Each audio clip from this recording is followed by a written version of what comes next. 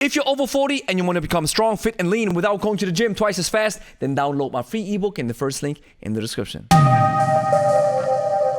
Ladies and gentlemen, welcome to another episode of the Kettle Nights podcast. Gentlemen, and ladies, I have with me, he's been on a podcast 4 weeks ago, and it was a great discussion, and it got some major views for the podcast, and it was not just the views and the discussion, but it also really heavily influenced the way I train with kettlebells.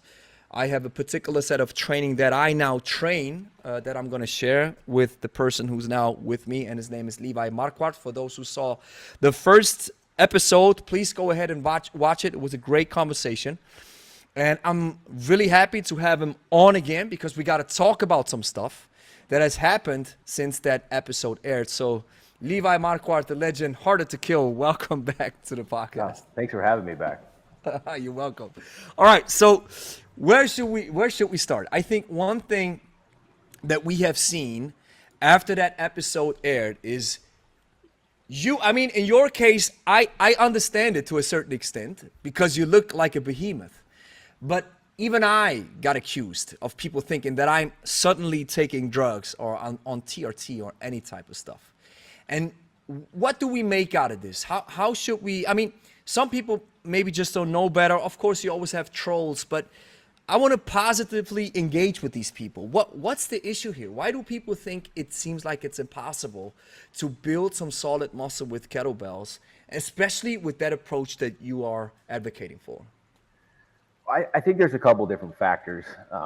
One is the marketing behind the kettlebell as a whole.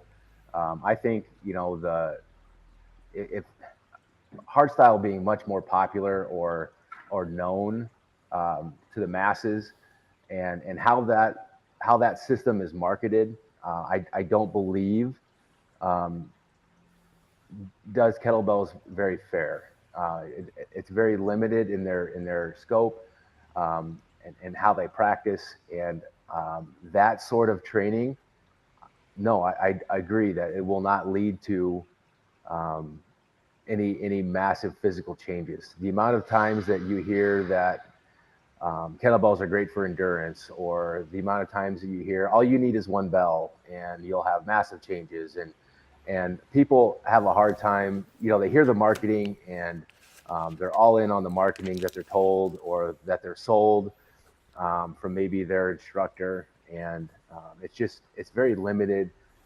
They put the kettlebell in a particular box as opposed to using it, maybe how I've had some success with it. And the overall load and the overall volume that you're training with, your rest periods,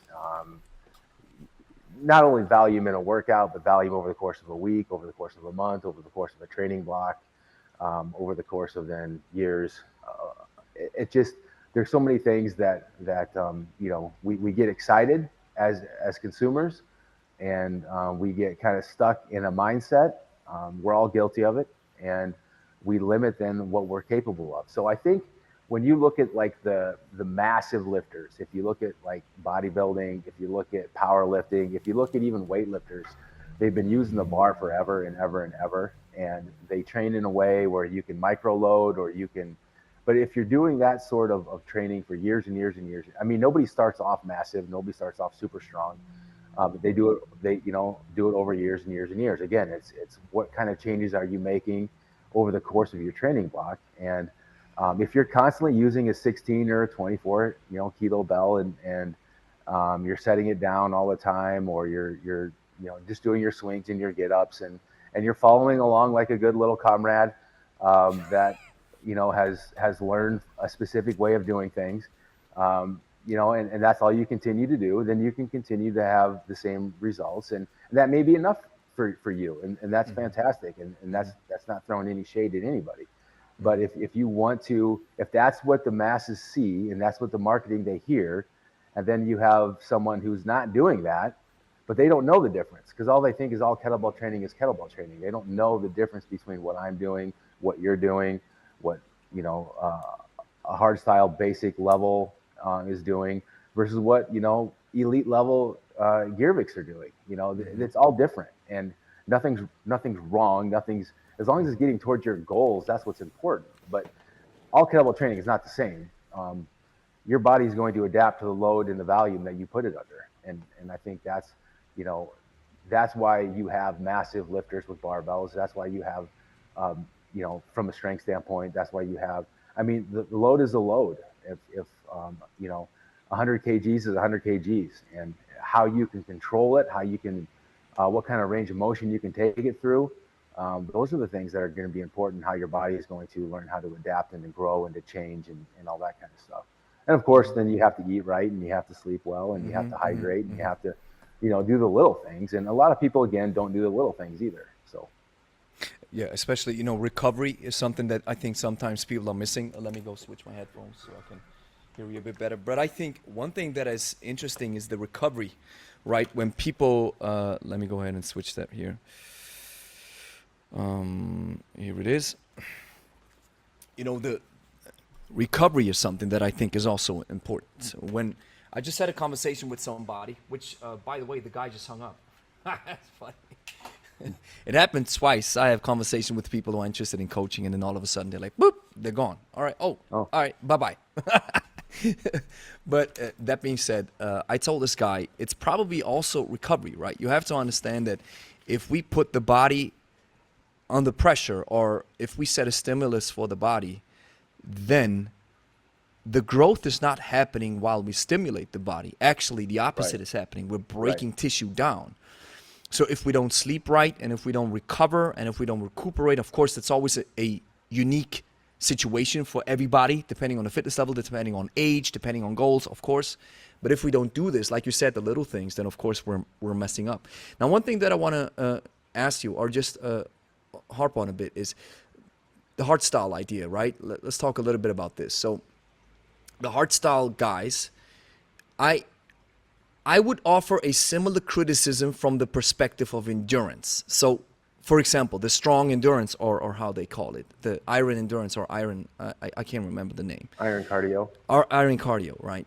That, from my perspective, doesn't make sense at all. If you want to build your endurance, go do many reps, or, you know, just like running. You want to run the marathon, build up the volume. It's not run 100 meters, then stop, run 100 meters, then stop. You got to build up the volume. So from that perspective, I would say build endurance the way you're supposed to build it. I would leverage, or I would offer criticism from that perspective. But you're saying, hey, these guys also, or, you know, like you said, not throwing shades at it, just having a proper discussion. You're saying, even from a muscle building perspective, a strength building perspective, perhaps, it's not the proper way to go. Because, I mean, that's interesting, because strong first stands for like heavy bells and heavy stuff all the time. But you're saying, hey, I still don't think it's a, let's say, a good way to build muscle with kettlebells, or even maybe build strength. Can you elaborate a little bit on this? Well, you know, again, n equals 1. So we're all subject to 1. And how you are going to stimulate is going to be maybe a little bit different than, you know, what you enjoy is what you're going to stick to. Yeah. And that ultimately will lead you to the results. You know, if you're constantly hopping around and doing different things, and you know, constantly, you know, being distracted by the hot new thing, you know, then you know, you're going to be in trouble, or inefficient at best. But, you know, yeah. So I don't, like you had just said, you're not going to run 100-meter repeats to get ready for a marathon. You're going to build up that endurance over time, and you're going to, you know, consistently, and that's going to involve recovery, just like you had mentioned as well. So you have to make sure that you're increasing your volume appropriately, and then recovering from the increased volume, and then, you know, building back up, and then recovering, and all that kind of stuff. So if I take that same approach to building my endurance, or my quote unquote cardio, yeah, I really believe that constantly setting the bell down, you know, I really think, and like I had mentioned in the first podcast too, like what I'm doing right now is fun for me, and it's not going to make me better at a 10-minute long cycle set. Yeah. And so the same thing is like, if you enjoy that as an individual, where you're using one bell, and you're just going to do a few reps and set it down, and a few reps and set it down. But at some point, that's great. I would much rather somebody do that and do it well and do it consistently than, you know, just do nothing, or be inconsistent, or whatever. And so if that's what you enjoy and that's what keeps you motivated and coming back, then please keep doing it. But I really think that is, people will do that and they'll have the results that they have, and then they see somebody doing something with kettlebells, and they're like, well, I don't have those kind of results, and I've been training for X amount of time, and I don't look like that, and they must be doing, they must be, because they don't understand the difference in what they're doing and what the other person is doing, or how long the other person's been doing it.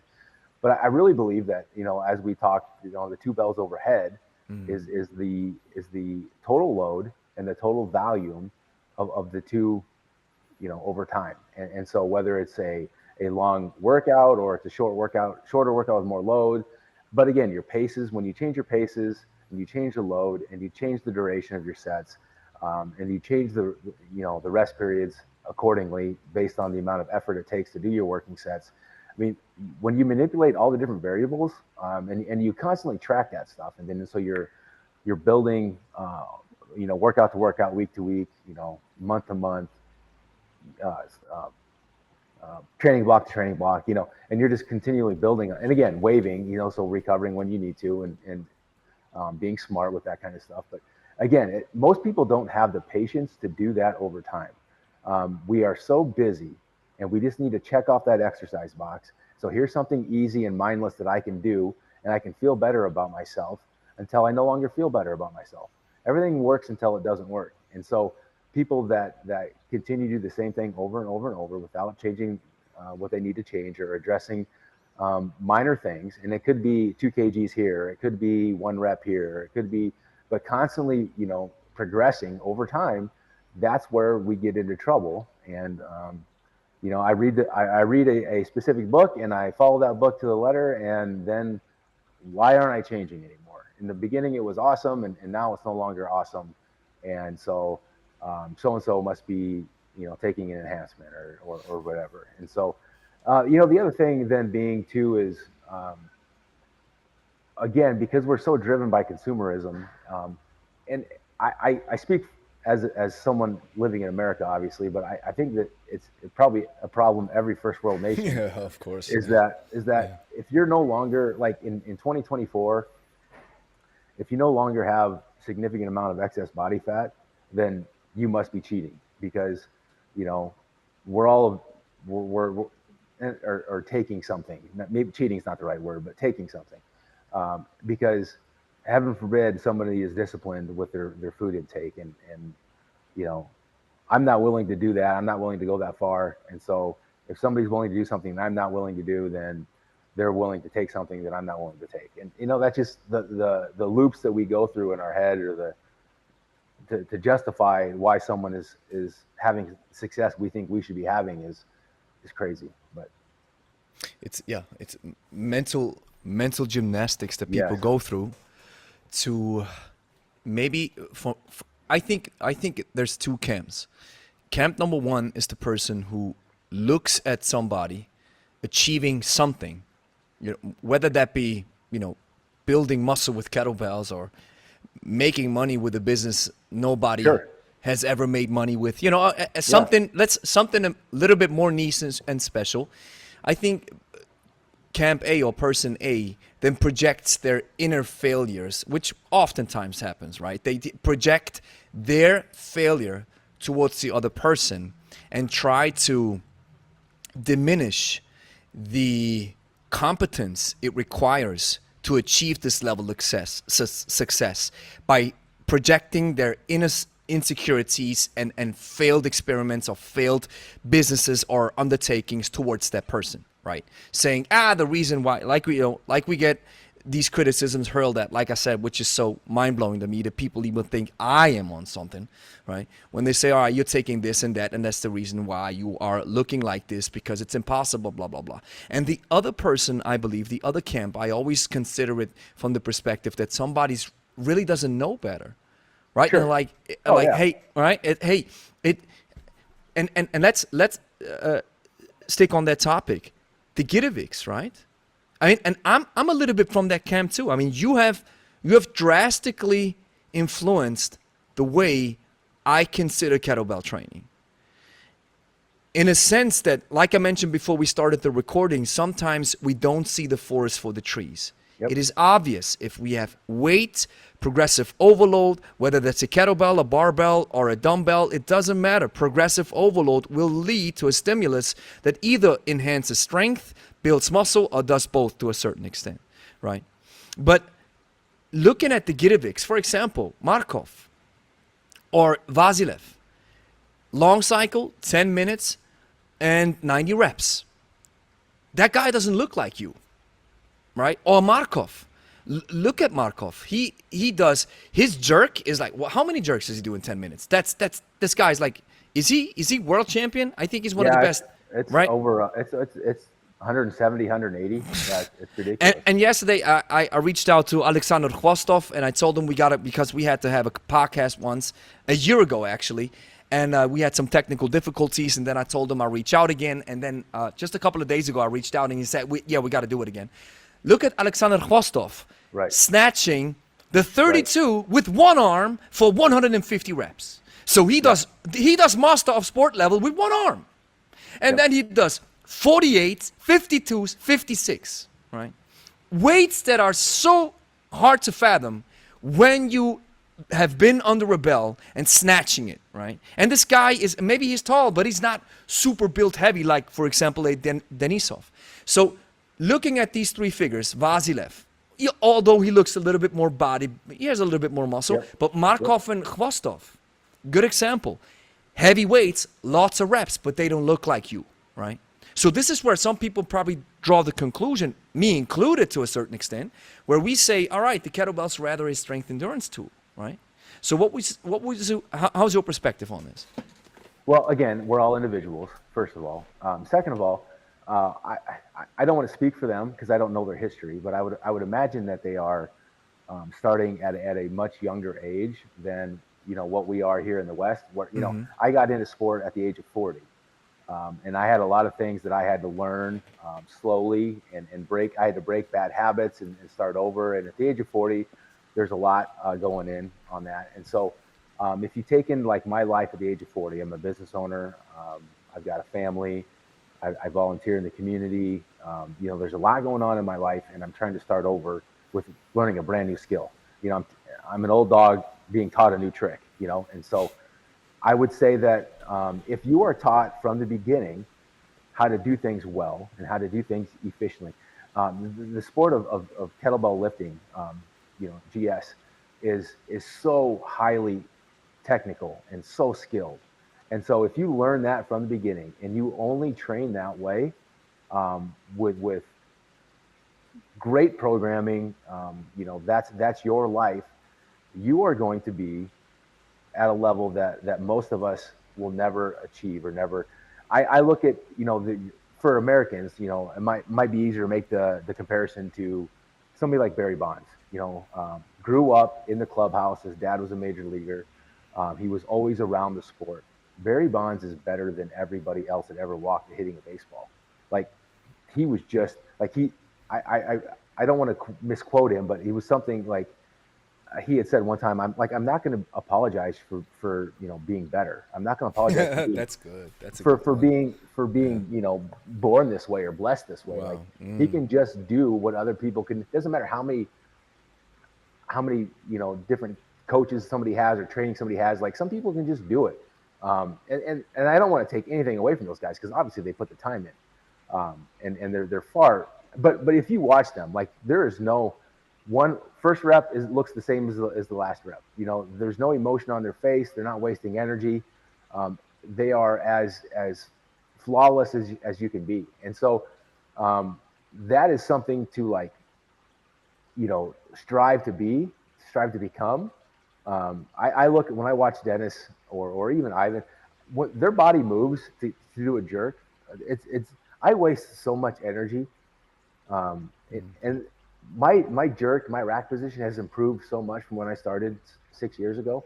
I'm such a better lifter, and I am a fraction of what those guys are from a form and a technique standpoint, because like, their bodies are able to do things. Like, if you learn how to do something when you're young and flexible and you don't stop doing it, like you don't lose that. You know, if you don't do it, you lose it, right? And so um, I'm starting, just using myself as an example. Like I started with my injury history, my competitive athlete history here in America, and I try to become the best version of me, considering as a kettlebell lifter, and I've done great, and I can't be too hard on myself because of what I started with and where I am. However, when I watch those guys move, man, it's just pure jealousy because they move and they look amazing. And you can see how they're not. If you were to put us side by side, like I get it all the time. Levi, your form is fantastic.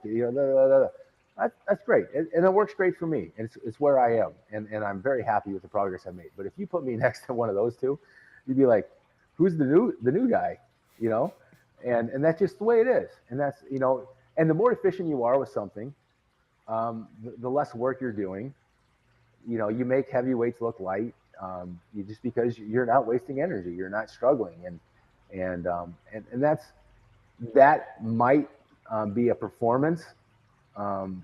It might hinder my performance, but at the same time, because I'm using all kinds of muscle I shouldn't be using, and I'm leaking energy where I shouldn't be leaking it. Maybe that gives me an advantage from an aesthetic standpoint, or a size standpoint.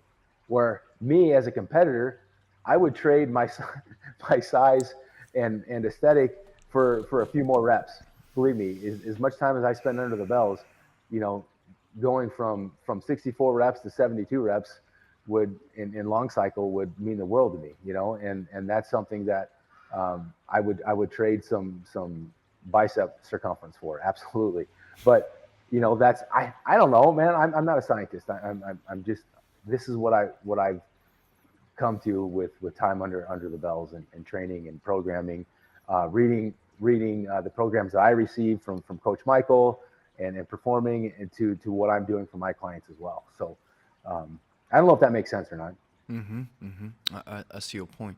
So we could say that because these guys, Markov and Vasilev as an example, have grown up to a certain extent with these types of lifts, they move with a level of efficiency that allows them to crank out more reps and at the same time conserve energy, whereas you and I, we are leaking energy a little bit more, making it a little bit more inefficient, and that's one of the reasons why we probably pack a little bit more muscle on the frame, because the body has to work a little bit different in our case. Would that be a good? That's my theory in it. Yeah. That's a theory. I get it. And so let's stick on that topic. Let's just say, all right, we have Markov, we have Vasilev, because on the Instagram, right? I got to read that comment that we talked about before we got started. So I posted that that I think it was a workout. Yeah, it was a workout. It was exercise 1, long cycle, then front squat, then jerk and half snatch, which, by the way, I'm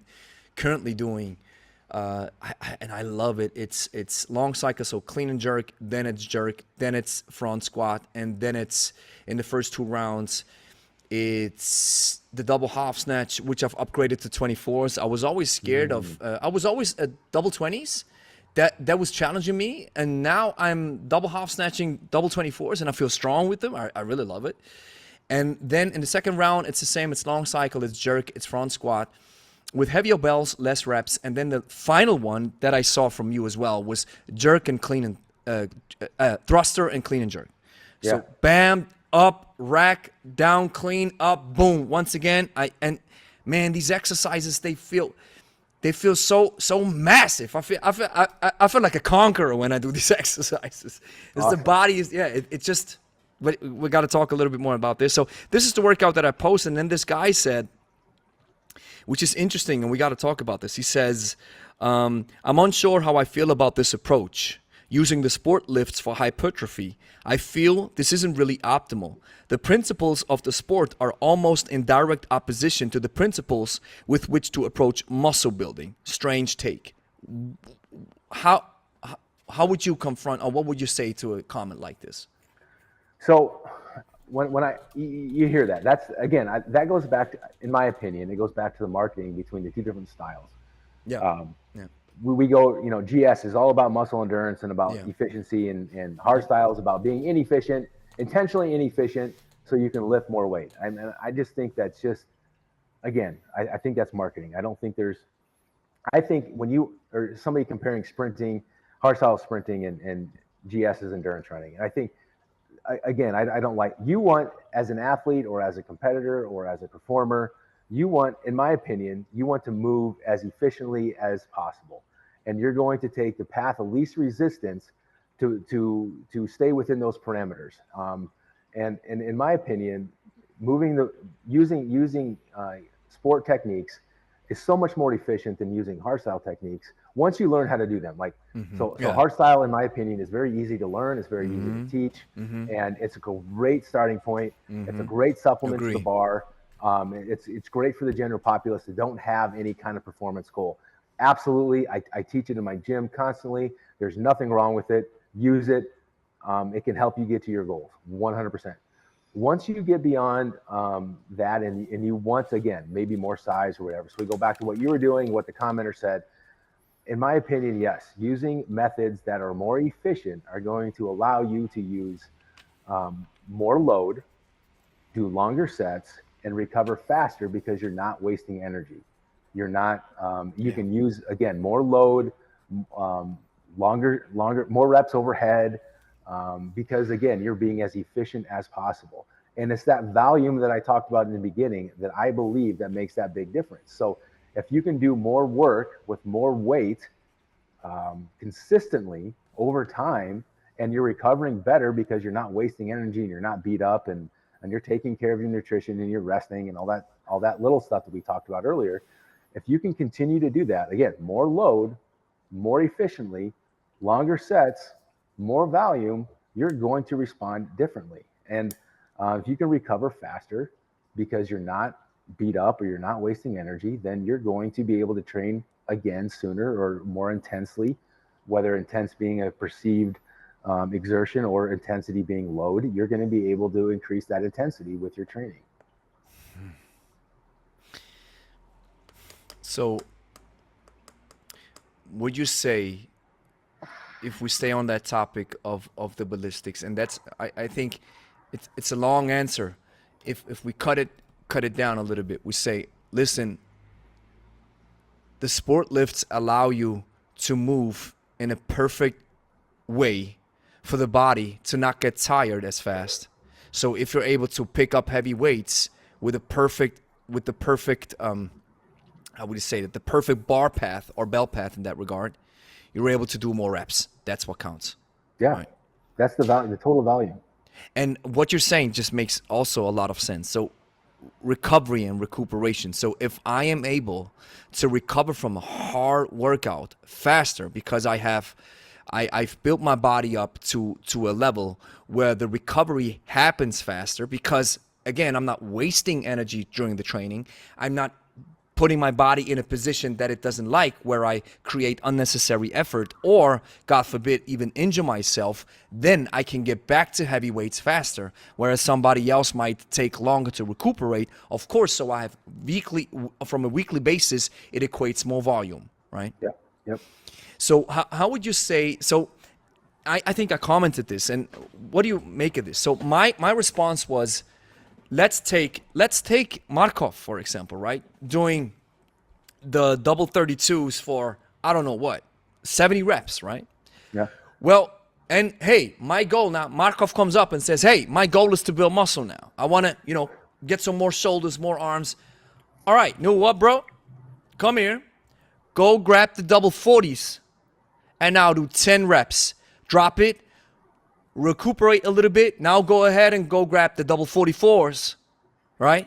So that heavier load will lead to the fact that he must drop the weight. He won't be able to.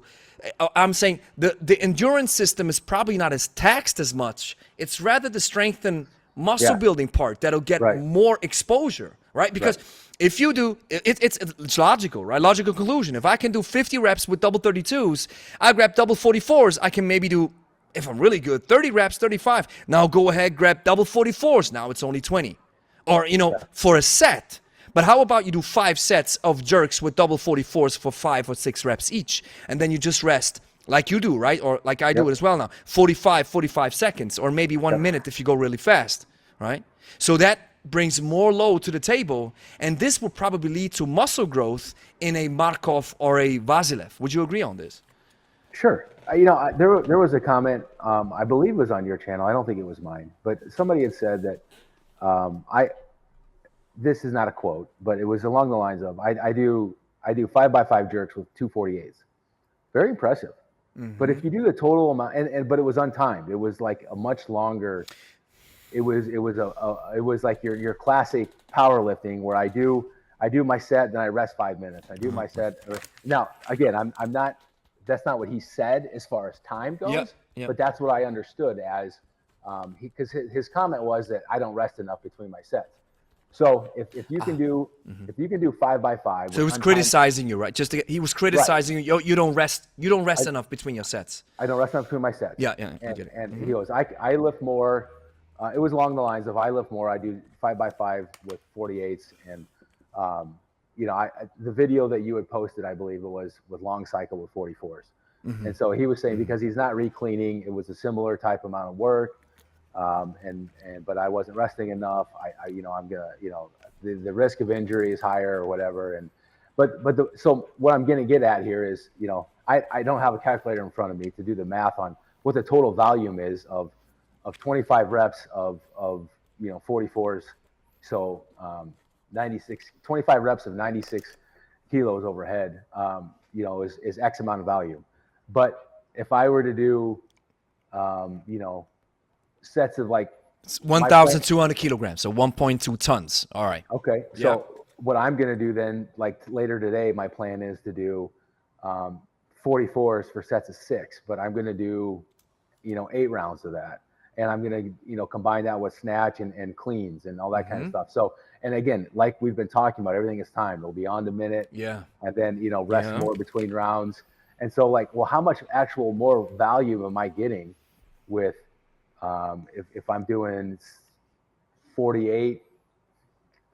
if I did 8 rounds of 6 reps, that's 48 reps of 88 kilos.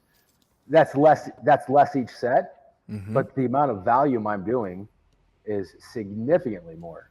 You do less set. If you say you do 8 rounds of the 44s times 6, that's per set. You do 264 kilograms times 8. That goes up to over 2 tons. Yeah, it's significantly more work. And so I may not be doing more work in a quote unquote set, but the amount of volume that I'm getting. So if I'm building, if I start I started with 4 reps, and then the next week I'm able to hit 5, and I'm able to hit 6, or maybe I'm manipulating my rest periods. And so, but I continue to build that volume up. We know from years and years and years, because everybody started with bodybuilding, what develops that size?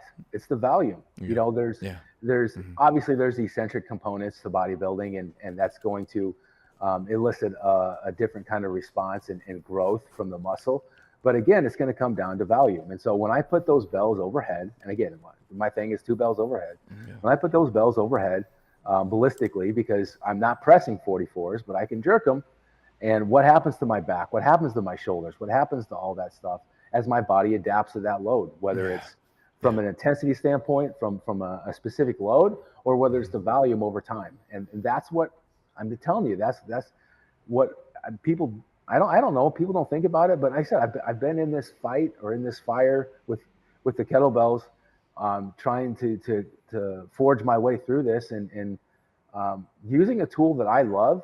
I don't love the bar. I want to use kettlebells. You said that. Yeah, you said that. Mm-hmm. So how can I use this tool that I absolutely love to increase size or endurance or whatever my goal is? It doesn't matter. But this is how I have, over time, been a guinea pig to myself, and this is what's worked for me. And people can tell me that it doesn't work. You can, again, I think I said this last time, you can tell me what I'm doing while I'm doing it isn't working, but it's still, that doesn't change the fact that it's working. It's that great saying that people, I don't know who came up with this, but people don't see the world as it is. People see the world how they think it is. That's Yeah, a big sure. difference. Yeah. For sure. Yeah. Right. This guy got results. You can yell at him all you want. Or like we mentioned in the beginning, right? I'm trying to downplay his competence Yeah. by saying that he's taking something, and that is the reason why he then looks like this, right? Right.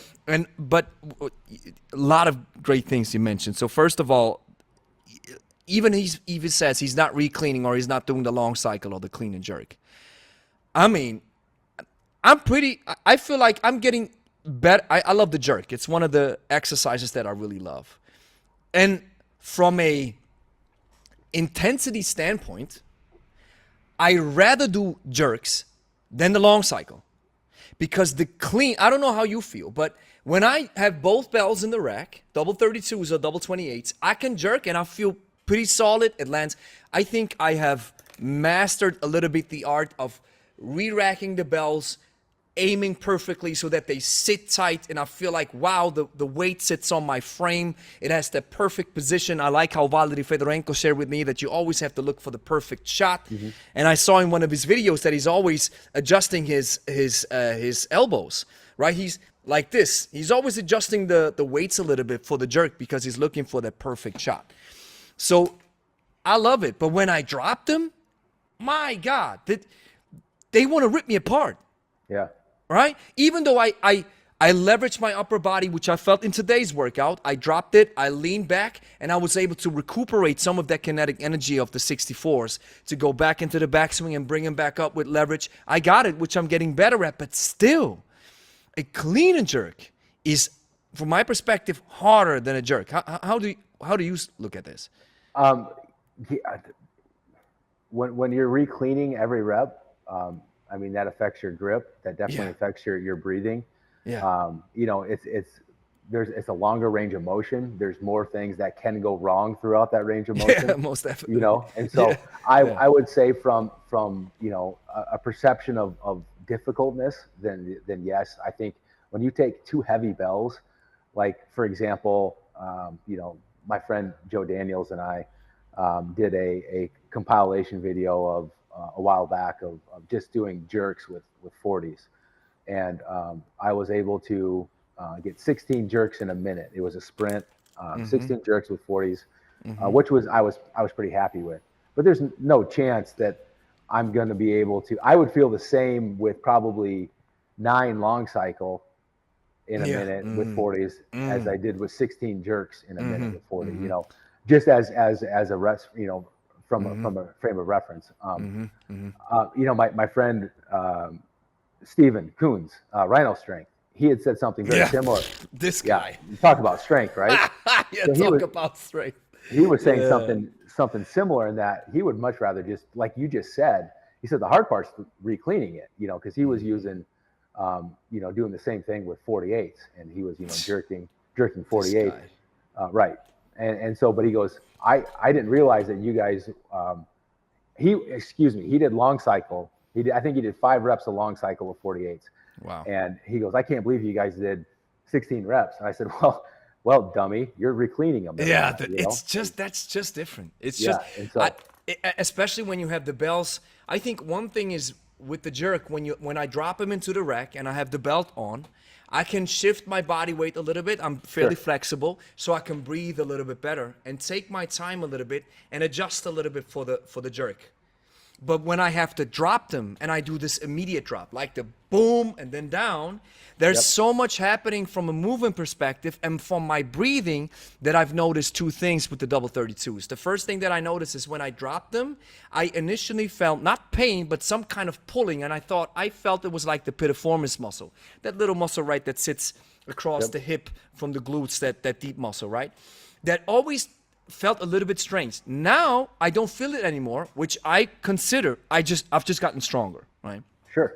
The second thing that I've noticed is when it drops, right? I always say, especially the heavyweights, they have a very strong relationship with gravity. They are in love with gravity. So every time you pick them up, you're trying to sever that relationship, you got to pay, right? That's what it is.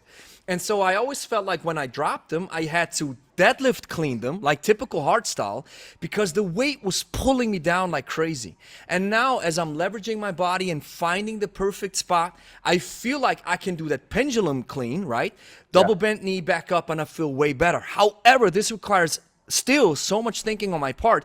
Plus, I recognize I got to breathe or hold the breath as I drop them because I feel like these bells want to tear me apart. Then there's so much happening. But I'm also happy that once I clean them back up, I have now finally, or at least I'm getting there, where every time I rack the bells back in the rack position, they always land in the same spot, right? Which takes ages. When I started, it was like, it's always out here. And how did they even... And then I remember, I think I had a conversation with Dennis Vasilev. It was like, when you have the bells in the rack position, don't boom and then boom. You got to go one move and then immediately into the middle. And so, you say that. That sounds easy. you're not wrong. The amount of online clients that I have that clean to rack. I mean, when you want to train long cycle, and I don't mean to pick on hardstyle, but everybody comes from a hardstyle background. And a hardstyle clean is not a sport clean. And if you want to, something that I say often, if you want to use hardstyle and train in a sport method or sport program with hardstyle methods, you're bringing a knife to a gunfight. It doesn't mean the knife's not effective. It's just not the tool for the job. And so the amount of time that we have to spend with online clients, learning a sport clean versus a hardstyle clean, it's a big difference. And every time that you catch the bells in rack and you have to adjust your elbows or you have to it's just, again, it's leaking energy. And the sooner that a person can realize that it's about energy conservation, it's about being as efficient as possible, and again, the more efficient you are, the more load you can move. The more load you can move, the stronger you get. The stronger you get, the more load you can move. The more load you can move, the stronger you get. It's not as hard as we want to make it. I mean, the effort is hard, but the concepts aren't hard. Yeah, and talking about the effort, I think that's another thing that we have to put in perspective is when you, many of my clients, and I think probably some of your clients as well, say have a similar experience, is just yesterday I had a conversation with one of our clients for just an accountability session, and he's going very strong. He's very happy. He's got a lot of success and this and that, and he's been working with us for 3 months now. And I told him, well, you got the double 12 and the 16, right? He said, yes. I said, all right, from now, how do you feel? He said, I'm feeling strong, weight loss, everything. This guy feels awesome. He can run the 5K, and run a 10K, super happy, super happy. I was like, all right, our next goal, no more 12s. Now we got to pick up that 16. And he was looking at me like a deer in headlights, right? Oh, really? It's like, yeah, because you gotta challenge yourself a little bit now. And I think many people have an issue with, first of all, getting into the habit of training is one thing, but then being able to I don't even call it beating yourself up. I think I'm building myself up. But I'm using tools that force my body to move as effectively as possible. It's heavy, and when today I realized, and I told Angel, I was like, wow, today it was way better than on Wednesday. And now I felt I can do double 24s for half snatch. Great. The jerk, one more rep because I feel so comfortable with it. And at the end, I do a 200 kilogram prowler for 100 meters. So that's 10 rounds in our gym. I mean, that's heavy stuff, but I feel awesome after I've done it. Yeah. It's not killing me, but the reason why is because I put a lot of, I would say, well-educated effort into the moves. And if you're not, and if you don't want to put in this required effort, which is hard sometimes, of course you're not getting any additional results, right? Newbie gains is one thing. Right. A little bit of weight, a couple of the exercises, some simple stuff, great. Now you have advanced above the newbie gain status or journey. Now we got to pick up some stuff, and now it's going to get a little bit more difficult, right? Yeah, I tell my clients all the time. They're like, when does this get easier? I said, it'll never get easier. You just get stronger. So you just have to pick up a bigger bell, or you're just going to do more reps, or you're just going to do longer sets. And I said, it'll never get, but you don't want it to be easy. I mean, easy leads us down a path of lies and comfort. And it's fun in the beginning, but when we're no longer challenged, we're no longer growing, we're dying. And so, and we're dying anyway. So let's Yeah. make sure let's make sure we make this ride as Right. comfortable as possible, right? And so next thing that I wrote down in that what you've shared before we got into this is heavy weight. Now it has to do with total volume.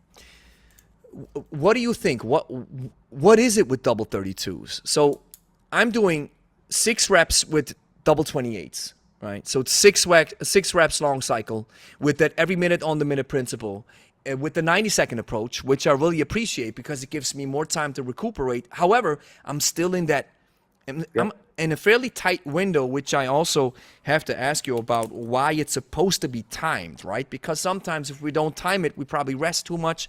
What's the implication of resting too much, and so on and so forth. But let's just say, all right, I'm having 6 reps with double 28s, jerk, clean and jerk, snatch, front squat. All right, now I pick up double 32s. Now I have to do less reps because, of course, it's heavier weight.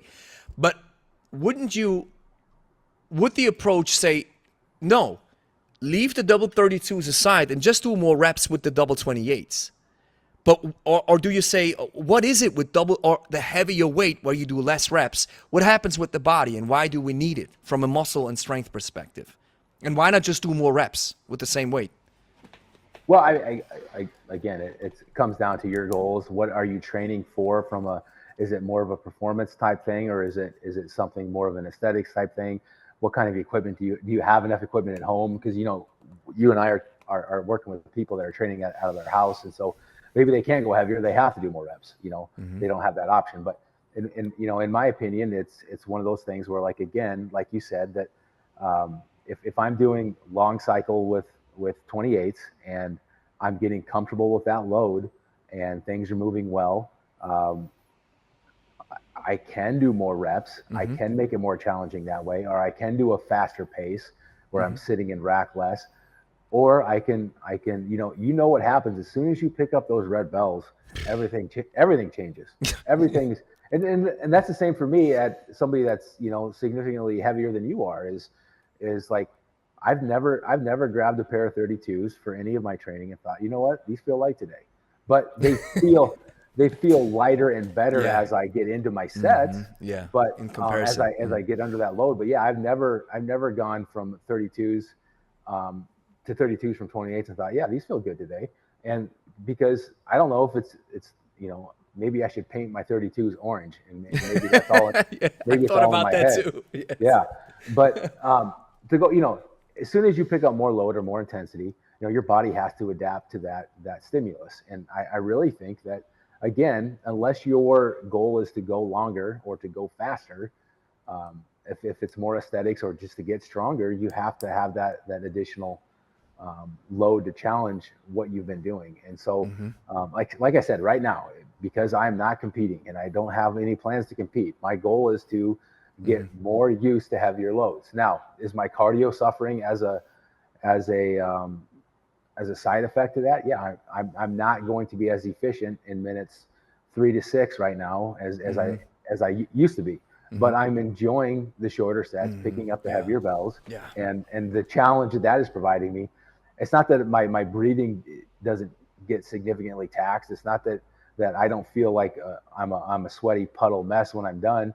It's just a different kind of stimulus that your body is.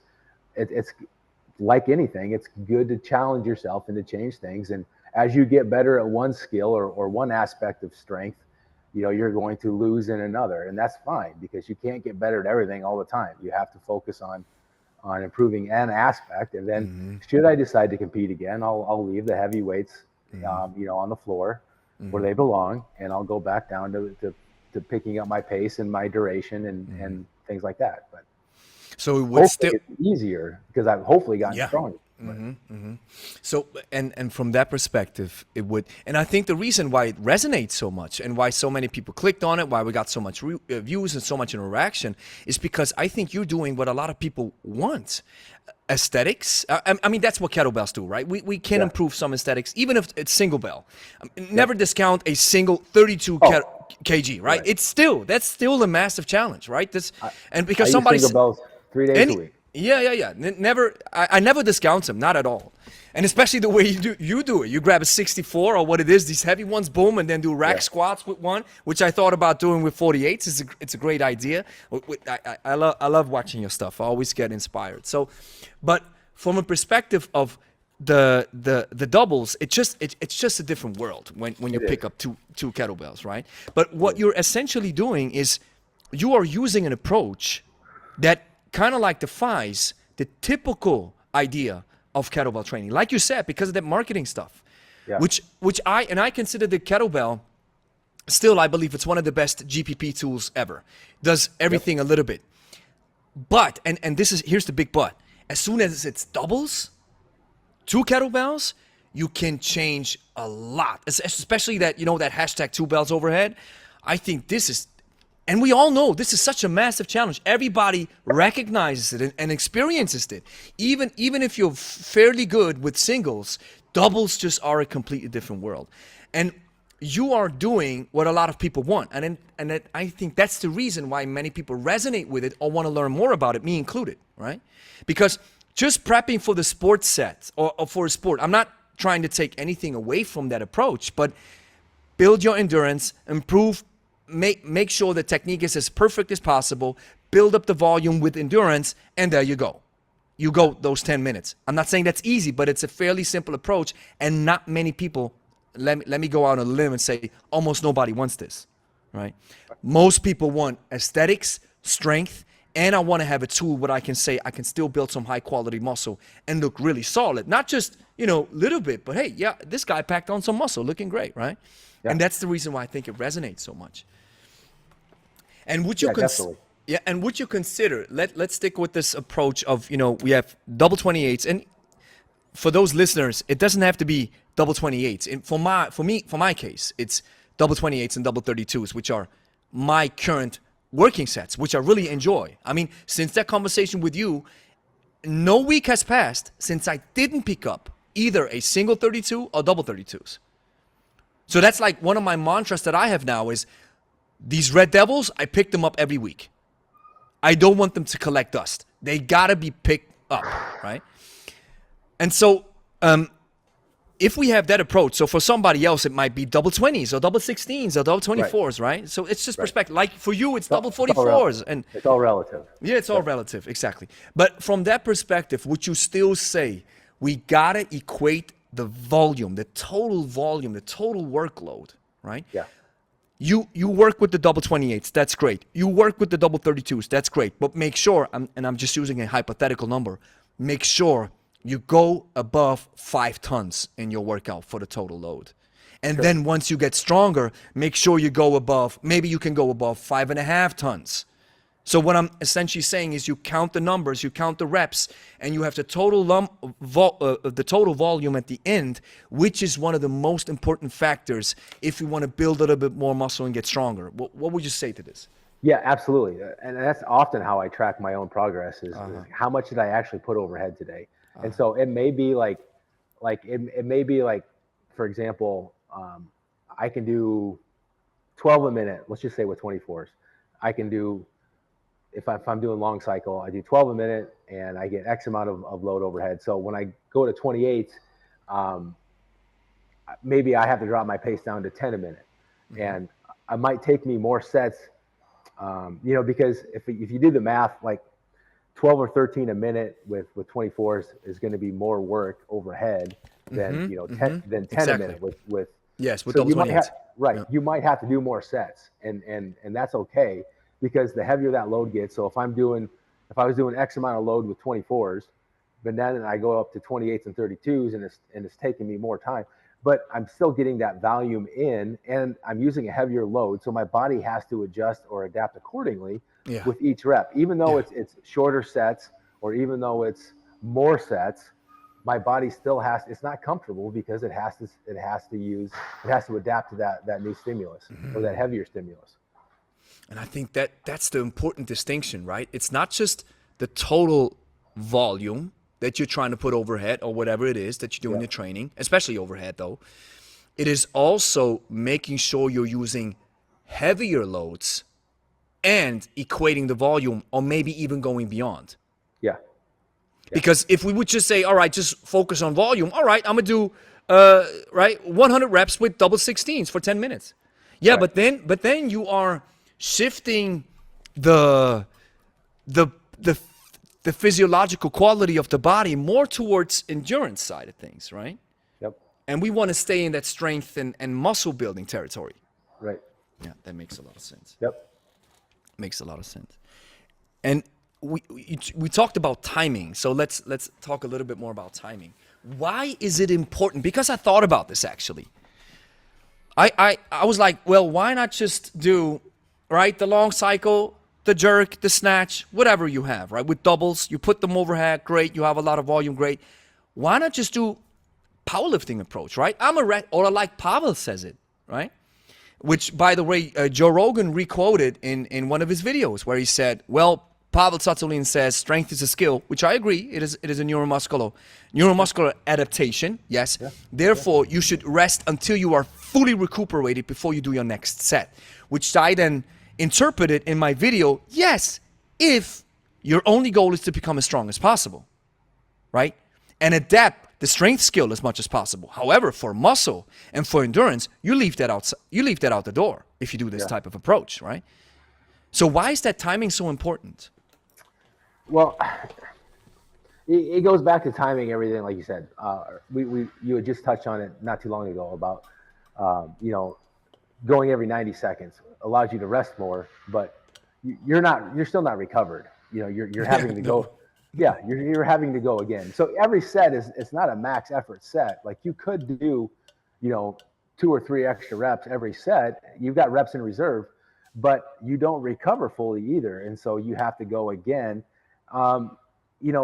Training while you're fatigued or while you're not ready, and you're using a load that's not going to injure you, you can push that volume that much more. And so there may come a time where you have to, like you were going every 90 seconds, and if you don't drop load or drop your pace or your reps in that set, like you may have to increase your rest again. You may have to. You may.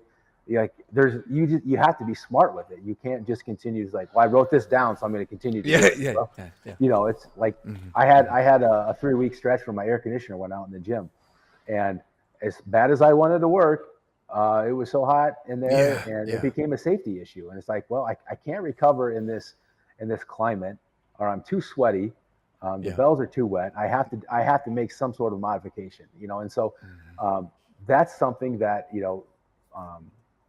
Rest is something. Rest between sets, rest between rounds, is something that you can easily modify. But again, if we just do a quote unquote talk test, or we wait till we're fully recovered, this type of training, when it comes to the volume overhead, or if you're squatting or whatever, too much rest, I think, can be that. And again, to me as a business owner, like I don't have. I would like to rest more. I would, but it's just not wise or time efficient for me, all things considered. And again, if I don't have absolute strength goals. If I did have absolute strength goals, and I was trying to pull as much weight off the ground as I could, or squat as much as I could, then yes, I would have to have more rest in between my sets. I would have to be more recovered. And there's nothing wrong with those goals, but they're just not my goals. And I want to have the ability to, if I need to train for 10 minutes, I'm not starting from scratch. If I want to look better, I don't look like no offense, I don't look like your classic powerlifter. I don't look like a bodybuilder, but I look like, damn, that guy can do some work. And that's kind of what my goal is to look like and to be able to do whatever I want to do whenever I want to do it. And that's kind of where I'm at as a guy that's 46 and is excited to still be lifting every day as much as he can. And I think that goal resonates with so many people and so many of our clients, right? Especially in our age demographic, yeah. Yeah, most definitely, right? And just making sure. I think Dan John in one of our podcasts shared something so powerful. He said, many men when they leave high school or leave college. I don't know what that is. What are you, 25, 26? How old are you when you're out of college? 21, 22. 21, 22, right? So then they lose themselves to the bar, and not to the barbell, but to the Yeah. bar life. Yep. They spend a lot of time there, and then they get lost. Then they get a family, then they have family issues and everything, and so their body suffers because they never went to a different bar, so to speak, the one that's supposed to build you up. And that's one of the reasons why our age demographic is so busted to a certain extent, right? And why they then think, all right, that's impossible after 40. It's impossible after 50. Yeah. Right.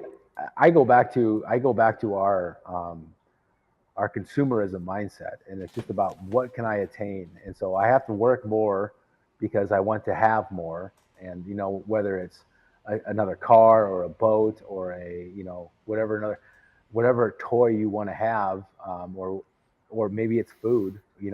We learn to self-medicate with food or alcohol, like you were just talking about. It's that consumerism. Like, I just want to buy more. I want to buy more. When COVID happened, we were told to stay at home, and Amazon blows up because, well, I've got time and I don't know what else to do with my time. I'm going to sit here and I'm ordering food and I'm ordering things.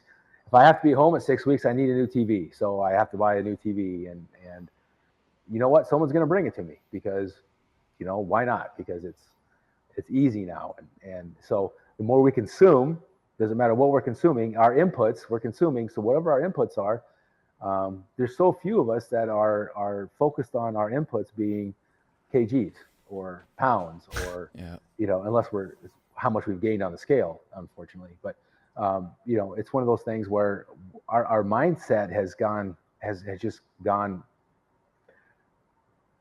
it just got twisted. And once we start going down that slippery slope, it's tough to get off of it. And, it's just one of those things where, like, well, I could focus more on my health, but boy, that's hard. Or I have to get up early. We're not willing to make a sacrifice anymore. Things have gotten so easy, because we don't have to go hunt for food. Everything is so easy. It's so easy to be alive right now.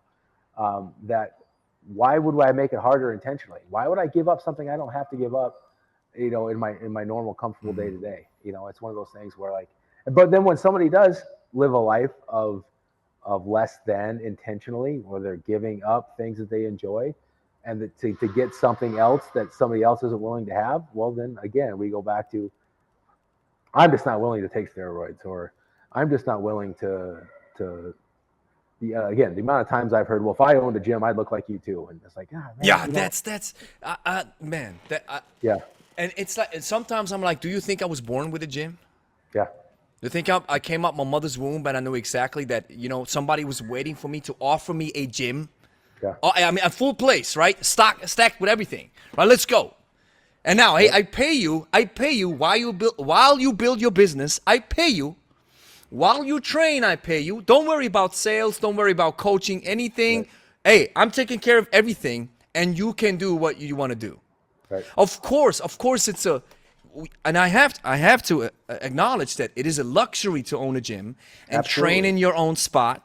And at lunchtime is my training time. Then the gym is closed. I turn up the music. I don't care who's in. Nobody's in. I take my shirt off if I want to. I go balls to the walls. I can yell.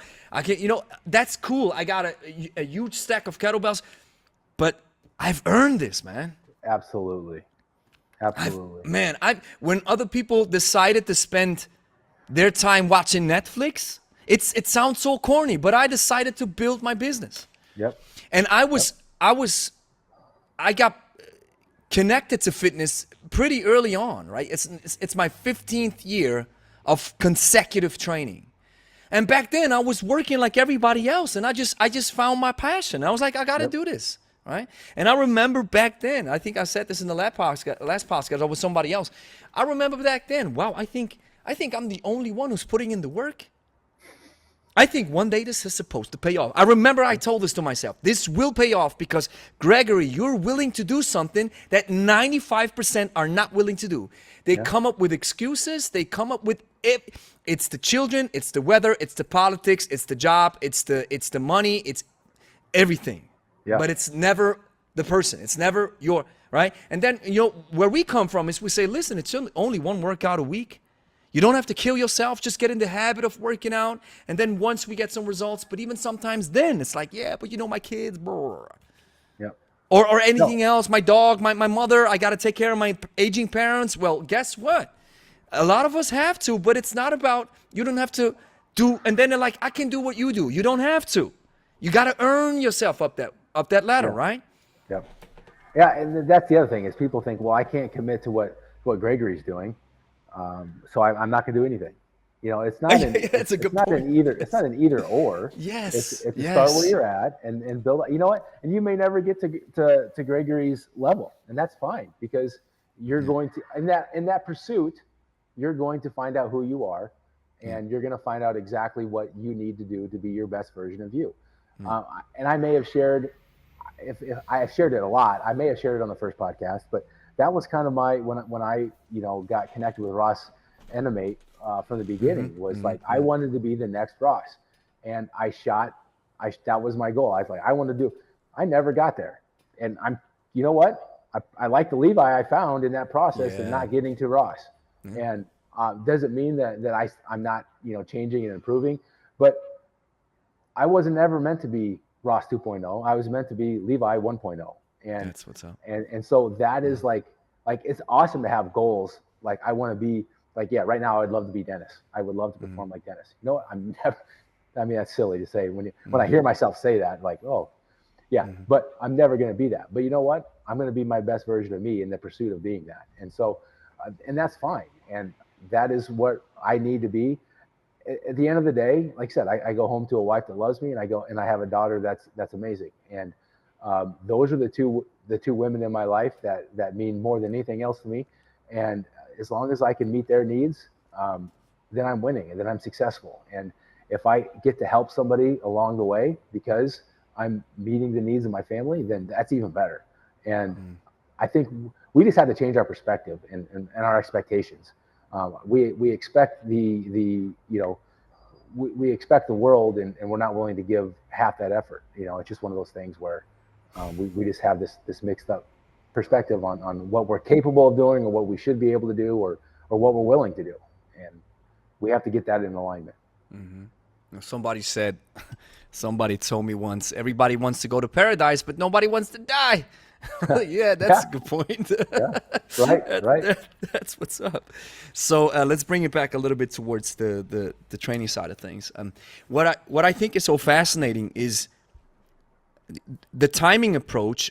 From my perspective, helps me to stay on track. I know as soon as I press that play button on my timer, I know now it's going to be 35 minutes of work where I have to follow through, even if I don't feel fully recuperated. Now, here's where a lot of people, and I think that's the reason why maybe that comment came from, if you're not rested enough, you'll hurt yourself.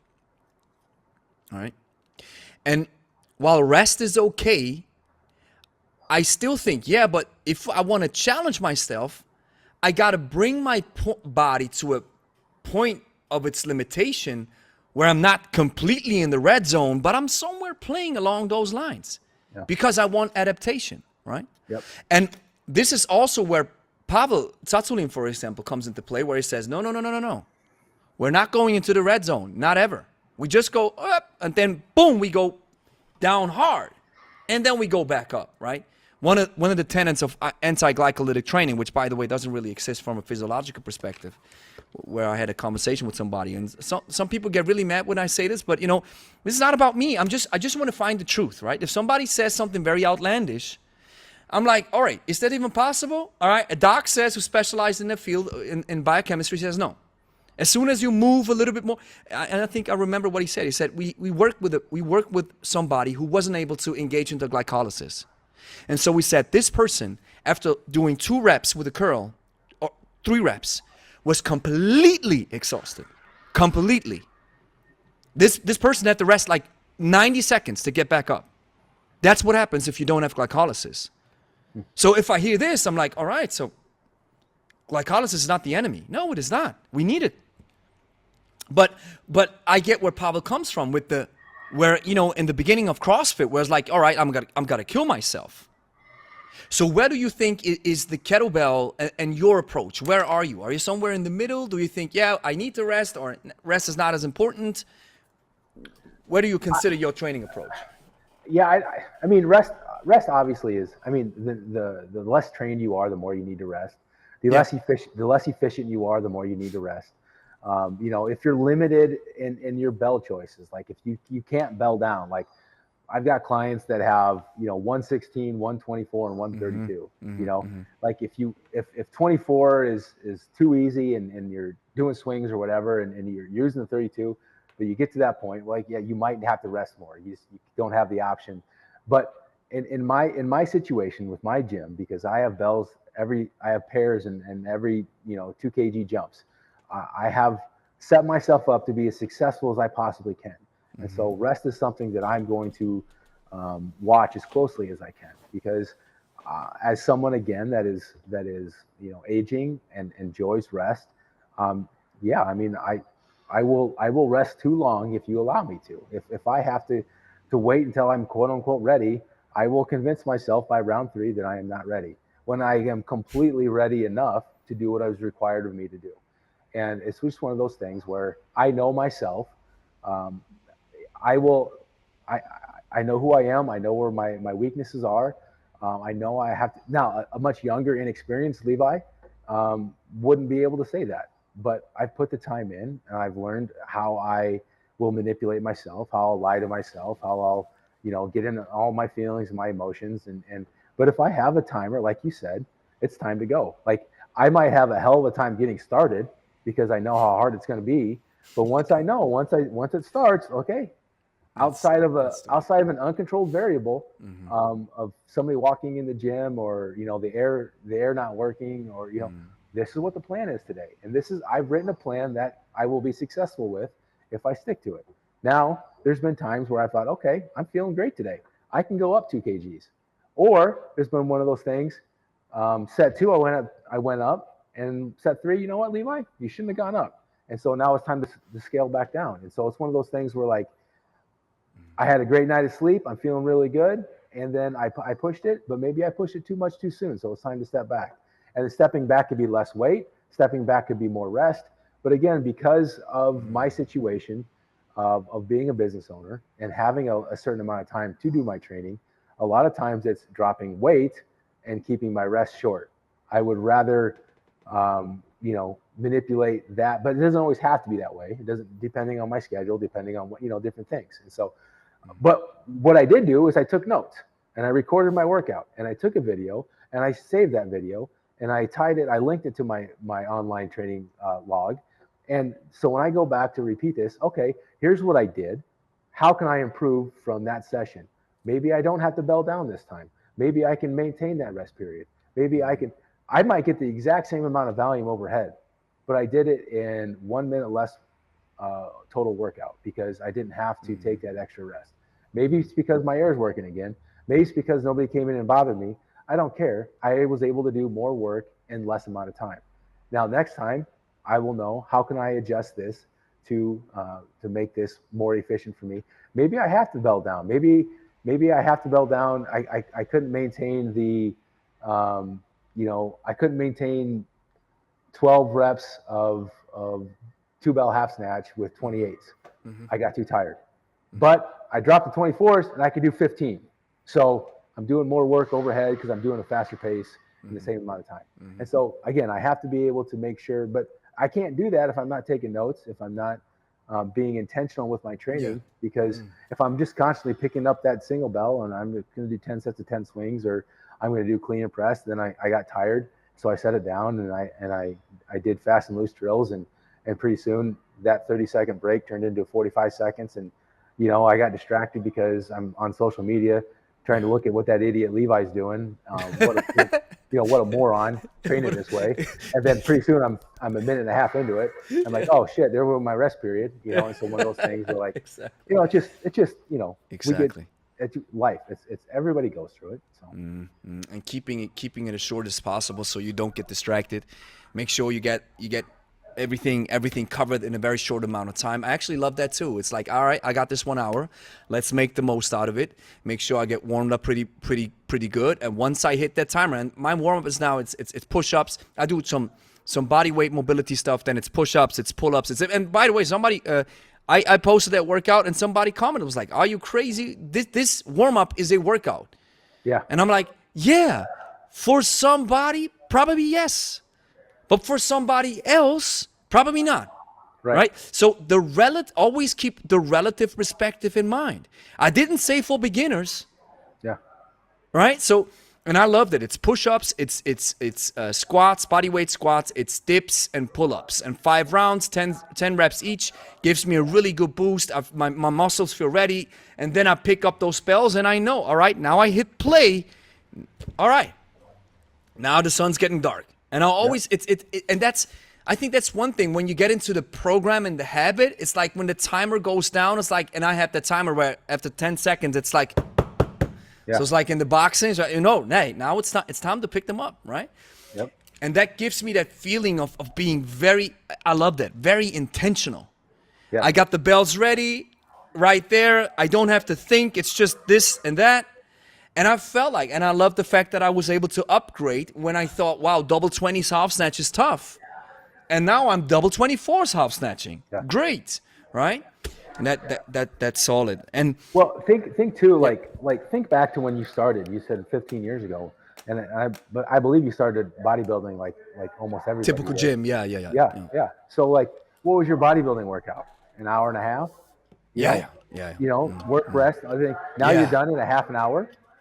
You know, it's just like one of those things where, like, you know, that's something that it's great that you keep your thoughts. I just want to inject real quick. That's something that I recognized once I was doing my typical gym routine, and I was like, wait, for 20 sets of work, I actually have 20 minutes of rest. Yeah.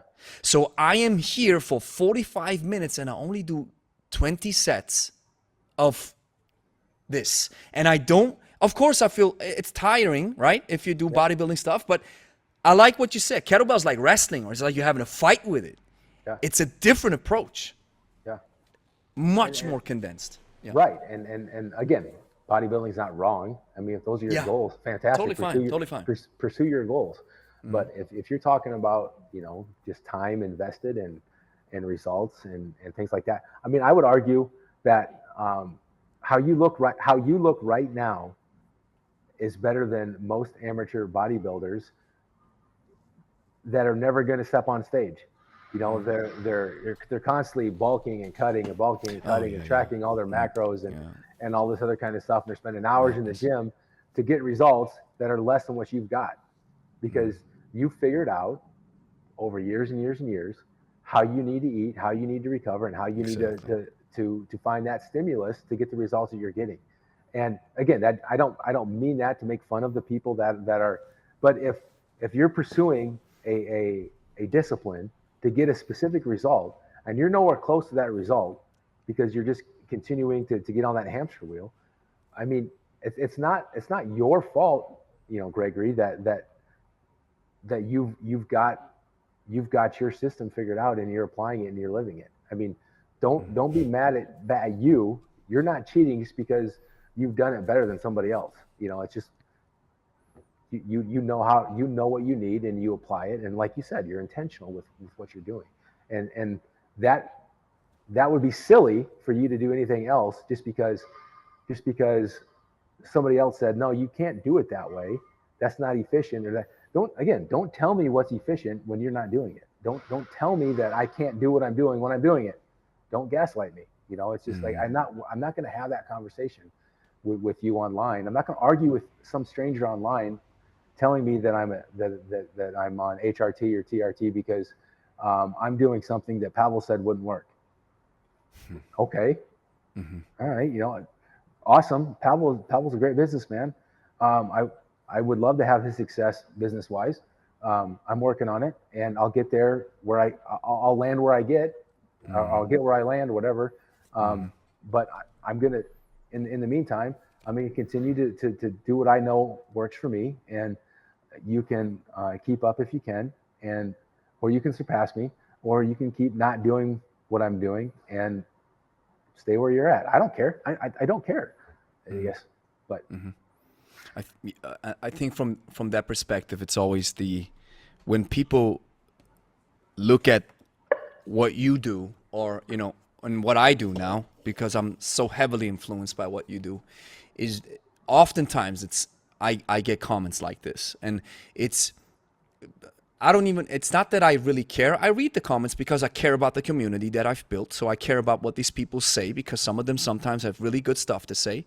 And sometimes, of course, you get feedback that is, completely, it's trolls, or yeah, I call them trolls. It's not really haters. I think trolls are the ones I have people who comment so often on the channel that I'm like, wow, why are you still commenting so often?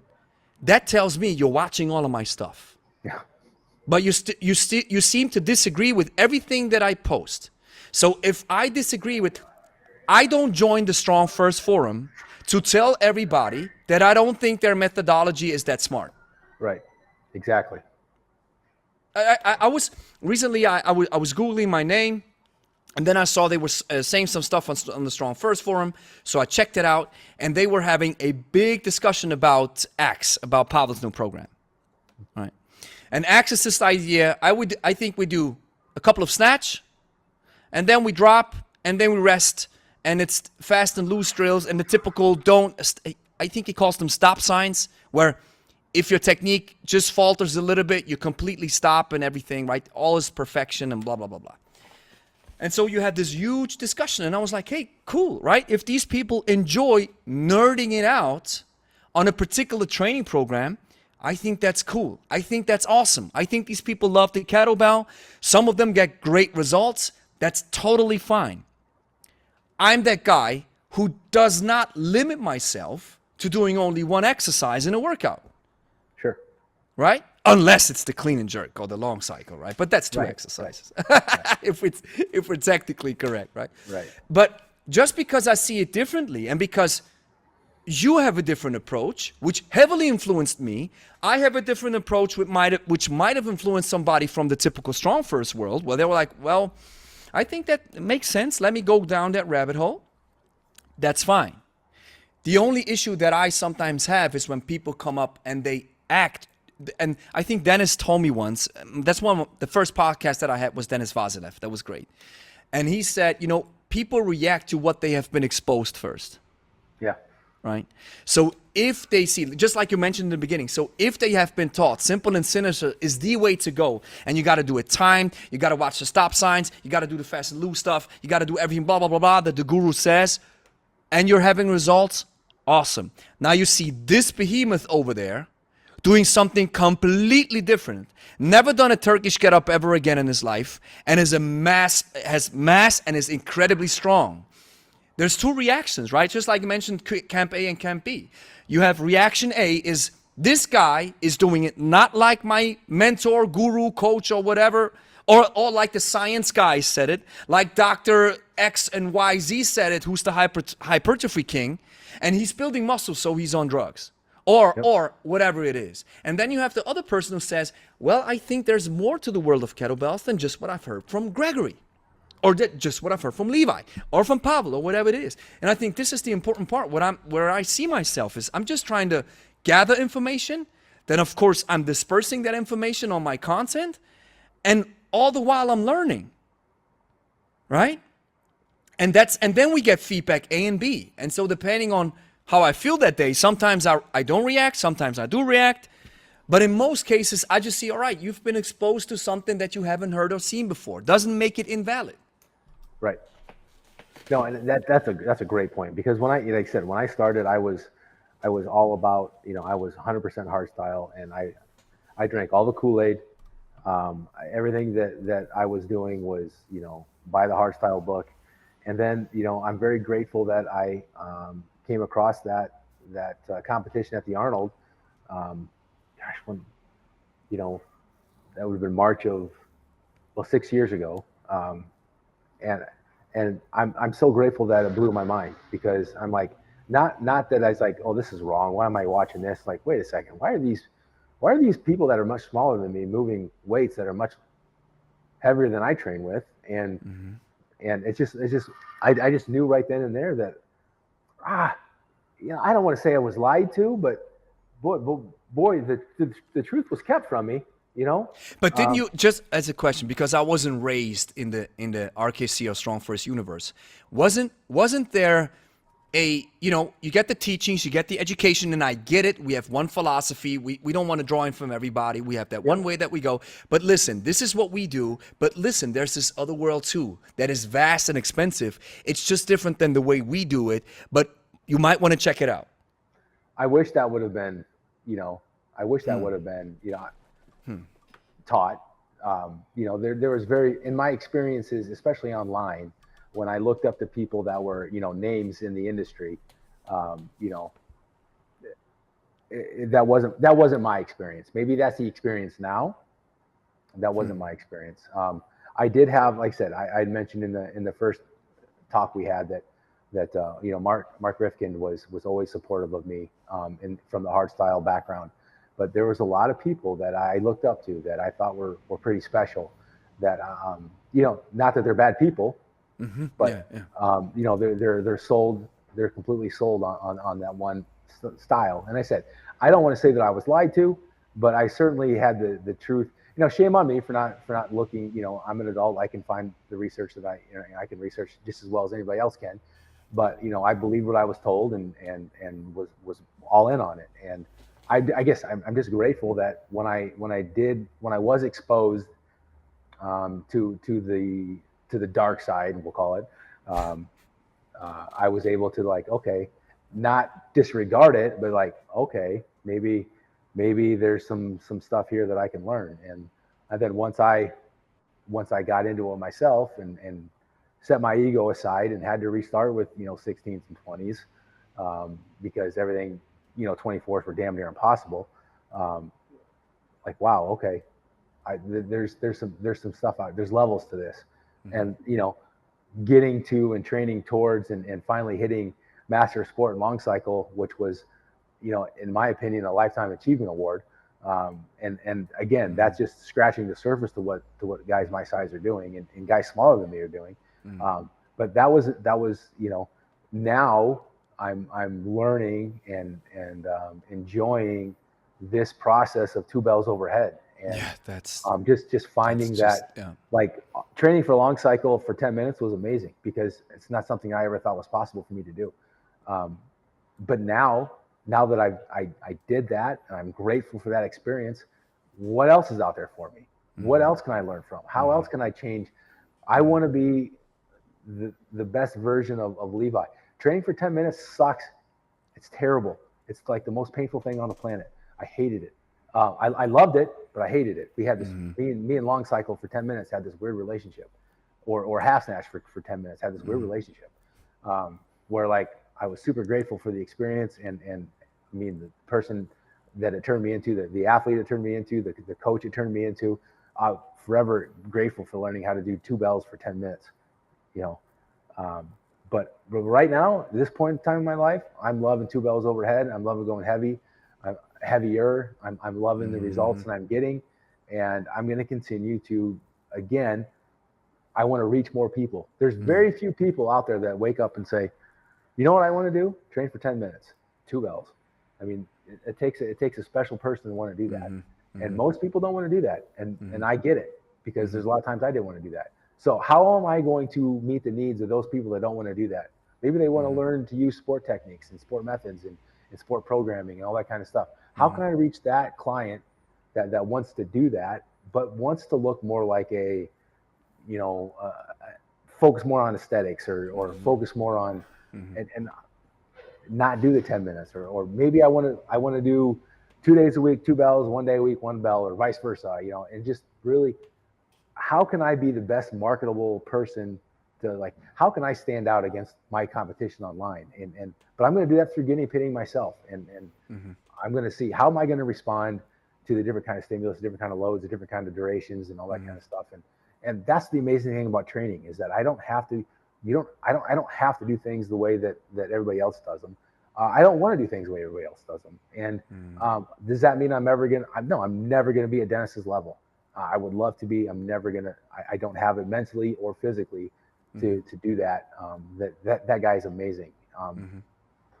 But again, I want to, like, the fact, as complimentary, I'm struggling with my word, as complimentary as you have been towards me from our previous conversation, that right there, knowing the platform that you have and the influence you have, the outreach that you have, meant more to me than just about anything else that I've done professionally. I appreciate that. It goes straight to the heart, man. Man, to have an impact on someone like you means that I'm doing something right. Yeah, and, most definitely. And I don't say that to pat myself on the back. It actually encourages me to keep going. Yeah. It's like the amount of, I can have 10 people tell me I'm an idiot, and I probably will by the end of the weekend. That what I'm doing doesn't make sense or doesn't work, or again, just tell me again. But you know what?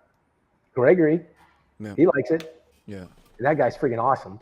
So I can have 10 strangers tell me that I'm an idiot. But I'll take one compliment to Gregory. I appreciate that. I appreciate it. Today I was thinking, when I was doing that set, right? I was like, man, I think Levi will be proud of myself. As I was doing that round, and I think one thing that I'm trying to achieve is, and I think that you probably have a similar vein, is, yes, we're building a business. Yes, we have to do some marketing gigs to get people in, because fitness is a hard thing to sell. And when you're able to sell fitness, you're able to sell everything, right? So give me something else that's easier to sell. I make millions, easy, because fitness is hard. You got to tell people, listen, you got to first sugarcoat a little bit, give them a little bit of the honey, and then once they come, you got to give them the stick, right? It is what it is. You got to beat yourself up a little bit. It's tough. You got to force yourself a little bit. I don't feel like it. Yeah, sometimes I don't feel like it too, but you're here, so let's put in the work. And I'm getting used to this. I don't want to underload people, right? I got this from another from Emilio that I had on a podcast. Emilio said, my biggest fear is to underload people. And that really stuck with me. I'm like, yeah. I don't want people to be here. I don't want to overload them, right? So I don't want to scare them and beat them up too much, but I don't want to underload them. So you're here, you don't have a lot of time, you dedicate your time to us, which I appreciate. So it is my duty to give you as much bang for your buck as possible. And yes, that 16 is heavy. Yes, that 20 is heavy. One of our clients, his name is Roger, he was here yesterday. So we were doing 16 and then 18, and he's 66, I think 65, 66. And he's always like, Gregory, are you serious? And I'm like, Roger, you know me. Listen, you are in an age bracket. If I don't tell your body to keep those muscles, they're gonna run away. Life goes downhill quick and fast. Look at people in your age. I don't say that much, but I think it. I'm like, I gotta force your body. And then he does the 18. I'm like, you see?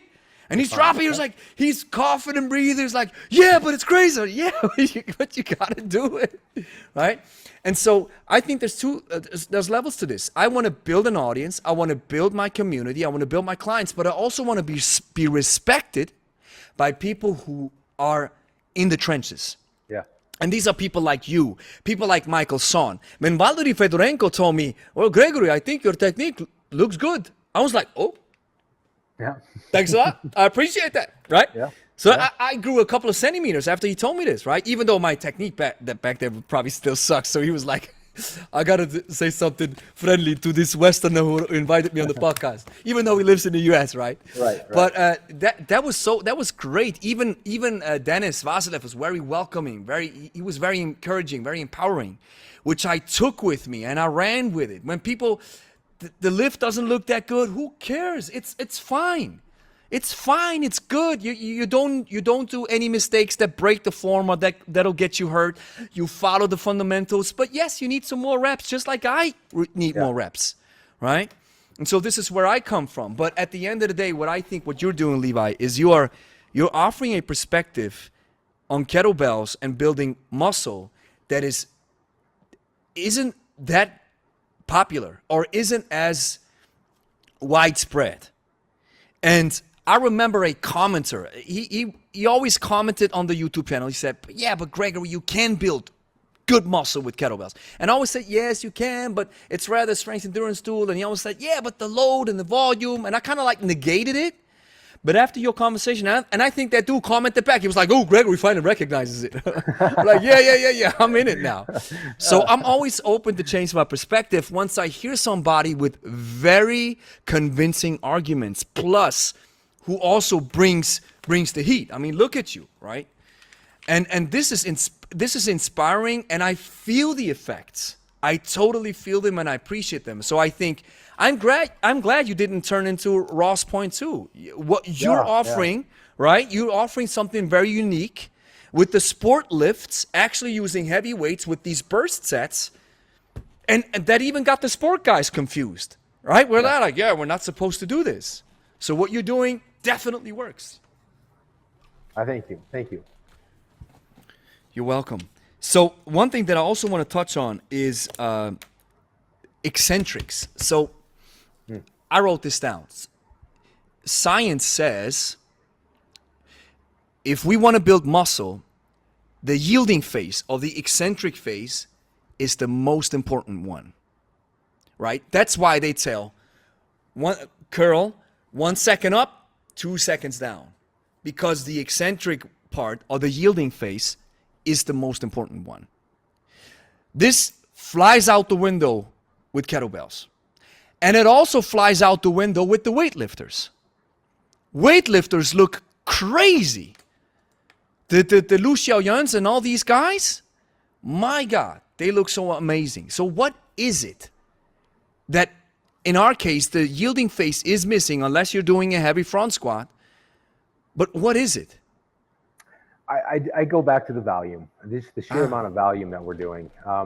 There is no or very limited eccentrics in the style of training that I like. A question I get often is, why don't I press strict press? The answer is because I don't like one. I don't like strict press, and so I don't do it. And no one, I don't have to do anything. I don't want to do. I get plenty of work overhead. I get plenty of volume, but I can tell you that when you're snatching, like you don't have the slow eccentric like you talked about with the bicep curl. Yeah. However, if you drop a bell from overhead and you do it hundreds and hundreds of reps, there is going to be an eccentric, like component to that, because you have to control that load. Whether it's, now for me, I prefer the half snatch, but I'm also using a lot heavier loads for my, for me, that I'm going to get that stimulus because I have to, like if there wasn't bicep activation dropping out of the rack or dropping from overhead, if the bicep didn't activate doing that, you're going to snap your elbow, and it's one of those things where like it's not by definition, or it's not like as obvious as it would be with the bodybuilding or even powerlifting type thing, that type of training mindset, but it is there in small amounts, and if you do enough volume, it's going to be effective. But again, it's just most people don't do enough volume, and when they do a ton of volume, it's generally not heavy enough. And so when you combine, doing enough volume and with loads that are challenging, at some point in time, your body is going to be forced to grow. And it's not, we focus on one or the other with our weight. A lot of times with the bar, we do enough load, but not enough volume. Or with kettlebells, it's always more about strength endurance and volume than it is about with a challenging load. And then there's a handful of people in the kettlebell world that will go super, super heavy with massive bells. But then again, you get to a point where you can't do any volume with those massive bells. Yes. So, yes. I know that doesn't mean you can't off camera, do your auxiliary bicep curls. right, and all that, and that doesn't mean that can't be done. But it just means that typically people fall into those either or camps again, and we have to touch now. And truthfully, if I had a schedule and a life I would benefit from doing more muscle isolation exercises. Like I do not disagree with people. Directly targeting my delts, directly targeting biceps and triceps. 100% agree. Yeah. If I had the time or the desire to do that kind of stuff, I would absolutely benefit from doing that. I don't do them not because they're a waste of time. I don't do them because it doesn't fit in my in my life and my schedule, my training plan at this moment. Hopefully in time I can adjust that, but that's just where I'm at. And instead of I would rather, again, get more bang for my buck, my training buck, doing what I'm doing than, again, part of that is mental, part of that is an emotional tie that I've got to this. But yeah, could I do things better? Absolutely. But am I enjoying what I'm doing, and am I getting results of what I'm doing? Oh yeah, definitely. You're mentioning the enjoyment, which is, you said this last time, and that stuck with me as well. You don't like going under a bar. And I like the bar, but I like kettlebells more. Right? So I double front squats are with double heavy kettlebells in the rack are crushing your intestines like a steamroller. Every time I do it, I think I'm going on the water. I inhale to build more stability in the spine. It still crushes me. Yeah. And I still hate it. Even though I don't hate it as much because I've gotten better at it. But and our clients hate it too. Double front squats is challenging. And a heavy barbell squat is challenging too, but the kettlebell gives me it's that word. It gives me more enjoyment. Yeah. So why should I use a different implement, which might be just as effective, or maybe for certain physical qualities like strength, even more effective, when I enjoy the kettlebell so much? Because one thing that I hate about the bar is loading. I cannot stand it. It's and then walking around, and then with kettlebells, it's so awesome. Double 32s, boom, boom. One step to the right side, double 28s, boom, boom, right? And I like that. And I don't have to load as much. I don't have to crank stuff or move stuff around. So that's what I love. And I think the enjoyment is one of the key parts, right? Especially if you've been training for so long like we have, is if you do something, I think somebody once said, I love it. And I think about this quote often. A football coach, I don't know what his name was. He was asked, what is the difference between a good player and an elite player, an absolute legend? What's the difference? And he said something that stuck with me forever. It still sticks with me. He said, there's only one difference. The elite player keeps going when it gets boring. Right? And so if you do something for a very long time, it might get boring a little bit, but at the same time, I make sure I enjoy it as much as I can. And you have opened up really that can of worms where I was like, yeah, I love kettlebells too. And I love them more than anything else currently. And that's the reason why I want to use them for my goals. And of course, just like you said, hey, the bodybuilding approach with machines that you can load, and then this slow approach and getting the muscle burn and everything, and isolating the front, the side, the rear, of course that would be more beneficial from a muscle building perspective. But then again, we have the time constraints coming back in, right? Plus you have to move through a set of machines, and with the kettlebell it's just you and the bells, right? Well, and beyond that, I agree with everything you just said. And then beyond that, there is the person that says, wow, you get more results training with the bar if you're squatting versus 2 kettlebell front squats.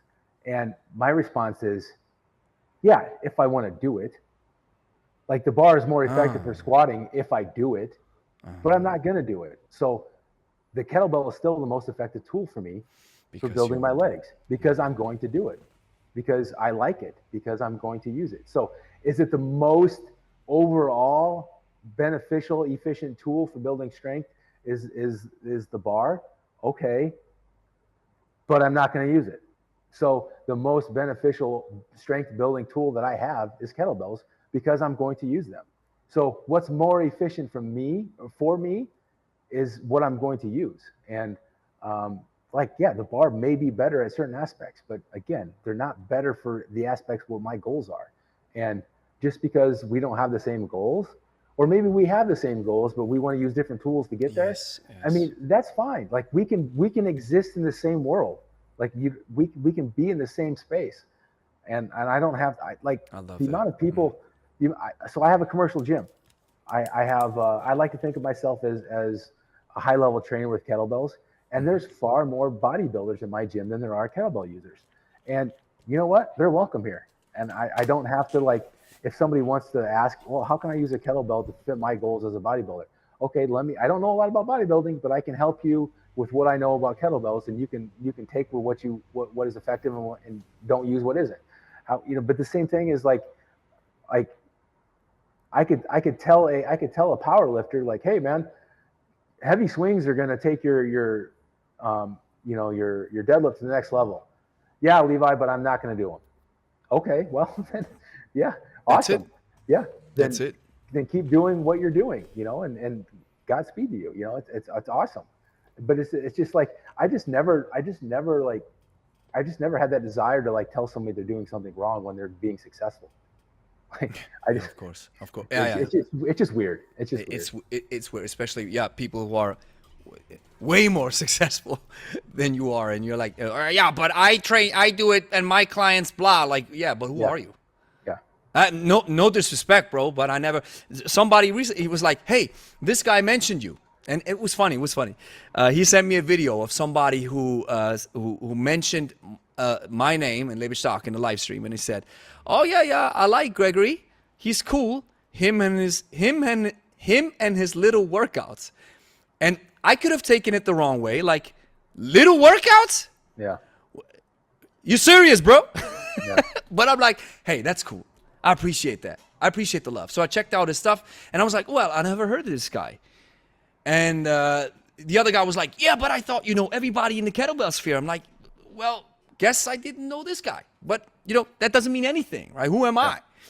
But at the end of the day, it's like, when you see something's clearly working for somebody, it goes back to Camp A and Camp B. You either ask a question, how does this person do it? Or you trying to find every excuse to downplay this person's competence. And I rather choose path A. Always ask, hey, how did you do it, man? And learn from these guys. Read these books and, talk to the people. And then try it out for yourself and find out, wow, this not only feels good, it also gives results, and I enjoy it. And oftentimes I thought, wow, that's the missing piece in my workout. Double bells for muscle building, that because I come from the bodybuilding world, to a certain extent. Yep. And I love kettlebells, but I've recognized that I lost a little bit of mass. And since I've changed that approach a bit, I'm like, wow, I actually love it. People see it, recognize, whoa, something happened, Gregory. Yeah, I'm just, I think I found the missing piece. And now I have a little bit more information, which I'm sharing. And one thing that you said about, the bar or the kettlebell or the machine, whatever it is, I recently read something from a marketing guy, and he said, there exists the so-called one-path fallacy. And again, this stuck with me because he said, from a marketing perspective, you always want to give your client either option A or B. From a psychological perspective, don't give them A, B, C, D, E, F, G, because that's way too much. We have to make clear distinctions. Even though you probably say, yeah, but everybody is individual. Yeah, I get it. Right? The science guys, yeah, but it depends. What? You write a book? Your book is, it depends. Close it. No, right? You write about your stuff and then you give some recommendations. And then, so in the beginning, it's always A or B, and then we can follow up with something a little bit more individual, right? But A and B works fine because we tested it and a lot of people went through it, so on and so forth. And the one-path fallacy is that if you are a good marketer, speaking of Pavel, of course Pavel had to put his confidence behind his brand because that's how he sold his product to the masses. You can't imagine Pavel's like, yes, swings are awesome, but a barbell press is also great, and you can get strong with machines. Bro, what is it now? Yeah. I thought you said the kettlebell is such a special tool. So of course you gotta say this is it, and this is the one path fallacy, which comes from the marketing perspective. There doesn't exist only one path. However, if we sell a product to a person, we have to make it look like it is the one path. Right. Does that make sense? Right? Yep. And of course that confuses people who are getting started. And they're like, yeah, but Coach A says this, Levi says this, Gregory says this, Pavel says this. I'm getting confused, right? Yeah.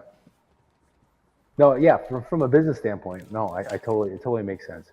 And I guess maybe, and maybe I'm no different in what I'm trying to do.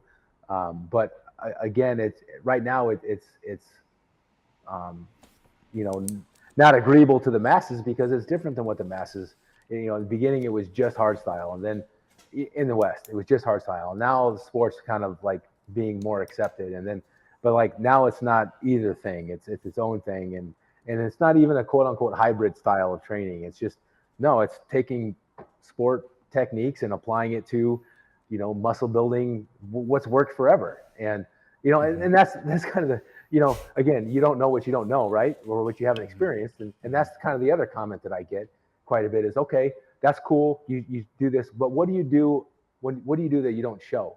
Like, Yeah. like what's the magic? What are you doing for your deadlifts and squats? What are those? Let me see those splits. Let me see what you do for bodybuilding. And it's like, if you had any idea how fatigued I am at the end of 30 minutes with these two bells, you would, I don't have time. I don't have the energy. I don't have the desire. Like a lot of times by minute 20, I want to be done so bad and I've got 10 minutes left of this. Mm-hmm. And, it's just one of those things where like, for you to think that I have extra time and energy to do a whole powerlifting routine or a whole bodybuilding routine off camera, like it just goes to show how little people actually understand how powerful the kettlebell is, or how you can use it in ways that isn't quote unquote popular or known. And it's like, it's absolutely silly to think that, and because, you train, but it's like after a half an hour with two bells, whether it's intervals or it's that are short or intervals that are long or faster paces, I got nothing left. There's no way that I'm going to be able to at my age of 46 that I can recover enough to get a second workout in, or it's funny. And it's like, on one hand, I get super irritated because I don't like people saying that I'm misleading them or misrepresenting what I'm doing. I don't like to be called a liar, or have that be insinuated.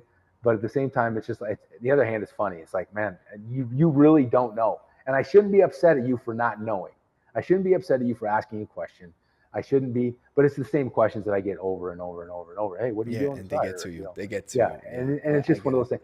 One thing I do appreciate about you, though, is that you're always, at least online, what I see, you're always professional. And that's something that I try to. I sometimes I miss the mark. Yeah, well, I haven't hit the mark yet, and so I just get irritated, Yeah, that common thing. Now, first of all, I like it when people were like, "Yeah, but Levi was doing a lot of bench press." Oh yeah, that bench press carryover. Oh yeah, of course. Right. Yeah, that bench press I did 12 years ago. that one bench press carried over, like it's gonna carry you until you lay in your casket, of course. Yeah. But it's one thing about the feedback that I always try to, for example, the one feedback that I recently got that it irritates me too, but I think it's a matter of getting the reps in. The more comments you get like this, the more you build a little bit you become a little bit coarse, and you build a little bit of thicker skin in the regards of it gets to you, but you know better to not react. Yeah. And then sometimes people in the comments be like, yeah, but you don't know, blah, blah, blah, blah. And then they start fighting. I'm like, what a waste. What a waste. Yeah. So, for example, somebody recently shared in this workout that I did, that I just explained, which is inspired by you, right? With the body weight warm up, then we have the bells, and then at the end I included the prowler, right? Which I think the prowler is an underrated tool. It is. You don't have to go balls to the walls. I have some shoes that have grip on the sole, so I can stay on the grass, on the artificial grass, keep that traction, and then I just push and pull and I keep breathing. I'm like a freight train, very slow but consistent. Yeah. And I love the feeling of it. 100 meters with 200 kilograms. That's 2 tons of weight moved in that regard. I love that. And so somebody said, "Are you crazy even showing this?" because it's explosive movements, it's dangerous, and people are stupid for even following you. So that's one of those where I'm like, all right. The second one that I got was with the double half snatch. Well, but Gregory, your double half snatch is not good, because when the kettlebells come up, you still have to press them a little bit. They don't come up in a very smooth fashion. I'm like, yeah, double bells overhead, I do have some issues because I cannot use my whole body as leverage, but I'm totally fine if the bells are overhead and then I have pressed them a little bit, right? And the latest comment was something along the lines of, yeah, the TRT stuff that always, think about this. I'm 40 years old. What are you talking about? And then, of course, I did a Joe Rogan video. Everybody's on Joe Rogan about, yeah, but he's taking TRT and blah. I'm like, even if he takes that stuff, I think he says that he's taking it. Mm-hmm. Who cares? Right. You can do 10 reps of the clean and press per side. Don't use a 32, use a 20. Yeah. You get massive results out of it. Yeah. You never did it, right? You never did it. So just like you said, how can you know it what you don't know? How can you really give a solid comment about a training perspective that you've never trained before? Right. And that's something that I sometimes see with the science guys, where I'm like, they give recommendations where I sometimes feel, yeah, but did you really train that? Are you really, you advocate for this type of exercise regimen, but did you really do it? I mean, on paper it looks good, right? With the example and the method and everything, but do people really use it, right? It makes sometimes, yeah, it might make sense from a muscle builder perspective, but it doesn't look like a workout somebody enjoys. Well, that is, now that you say that brings me to not long ago. I really enjoy listening to Dr. Mike Israetel. I listen to a lot of his stuff. Yeah. I find him fascinating. I find him entertaining, and I really find that I can learn a lot from him. Now he has a take on Turkish get-ups and kettlebells in general that I don't agree with, and that, you know what, that's fine. I can separate the fact that he has no experience and doesn't want to use the kettlebell as a training tool, just like I don't want to use the bar as a training tool. He can have that perspective. He can have that opinion. I don't have to agree with it, and I can still respect the man and like a lot of his content, because I can separate his opinion from my lived experience. And that is something that I don't think a lot of people on the internet, again, it's not an either or. Like, you don't have to, like, Dr. Mike gets to have his own opinion because he's developed his opinion through a significant amount of education and a life of trial and error under the bar. And he can, his opinion is completely valid to him and many of his followers. But just because he doesn't like the Turkish get-up, or just because he doesn't like the kettlebell as a training tool, he made other comments about, I completely agree. The amount of people that think they're actually doing something with a kettlebell deadlift are kidding themselves. But again, there's a lot of people that have to do a deadlift with a kettlebell because, you know what, they're detrained and they're weak and they're injured. And that's what's up. There's a huge, America is fat as shit. And a lot of them shouldn't be picking up anything other than a kettlebell in a deadlift. And so learning to hinge properly with a kettlebell, I mean, is fantastic. That's a major win. Just understanding the hinge, right? Right. And so where yes, I would agree that a goblet squat and a kettlebell deadlift for Dr. Mike and anybody that follows him is probably a waste of time. But again, I don't work with Dr. Mike in my gym. I work with people that need to use a two-handed center mast load to lift safely and properly. And at some point in time, maybe they can go to a bar, but you know what? That's not their goals either. Their goal is to pick up their grandchild. Their goal is to garden. Their goal is to, do whatever they need to do with their life. And so, but no, for Dr. Mike's people, I mean, the kettlebell is probably not for them. But that doesn't mean that I have to be offended over that comment. Yeah, but that's. I think that requires, especially in today's day and age, that requires two things. First of all, a little bit of mental gymnastics to be able to separate the opinion from somebody's personal, from somebody's human's existence. So you exist, you have an opinion, you don't like a particular set of tools that I enjoy. That doesn't make you the devil. That doesn't that doesn't grant me the right to give you a so-called ad hominem attack where I attack your character just because you don't like a tool that I'm enamored with. Yep. Maybe if I do that, maybe I have to do some work. I have to separate my love from this particular training tool and get a hold of reality that not everybody looks at it the same way that I look at it. I've gotten a lot of heat from the Strong First and RKC guys for even mentioning Pavel. Right. You're piggybacking off of Pavel's blah, blah, blah, blah. And I'm always like, listen, Pavel is a name in the kettlebell sphere. Everybody's always going to talk about this guy if in the kettlebell world because he had a significant influence. So he's always going to come up in a conversation. The difference in my case is I do it on camera. Sure. Right? I record it. And with Dr. Mike, somebody mentioned this. He tagged me in a comment. So I saw his reaction, and I did some funny videos, and I did some funny reactions on Dr. Mike's content.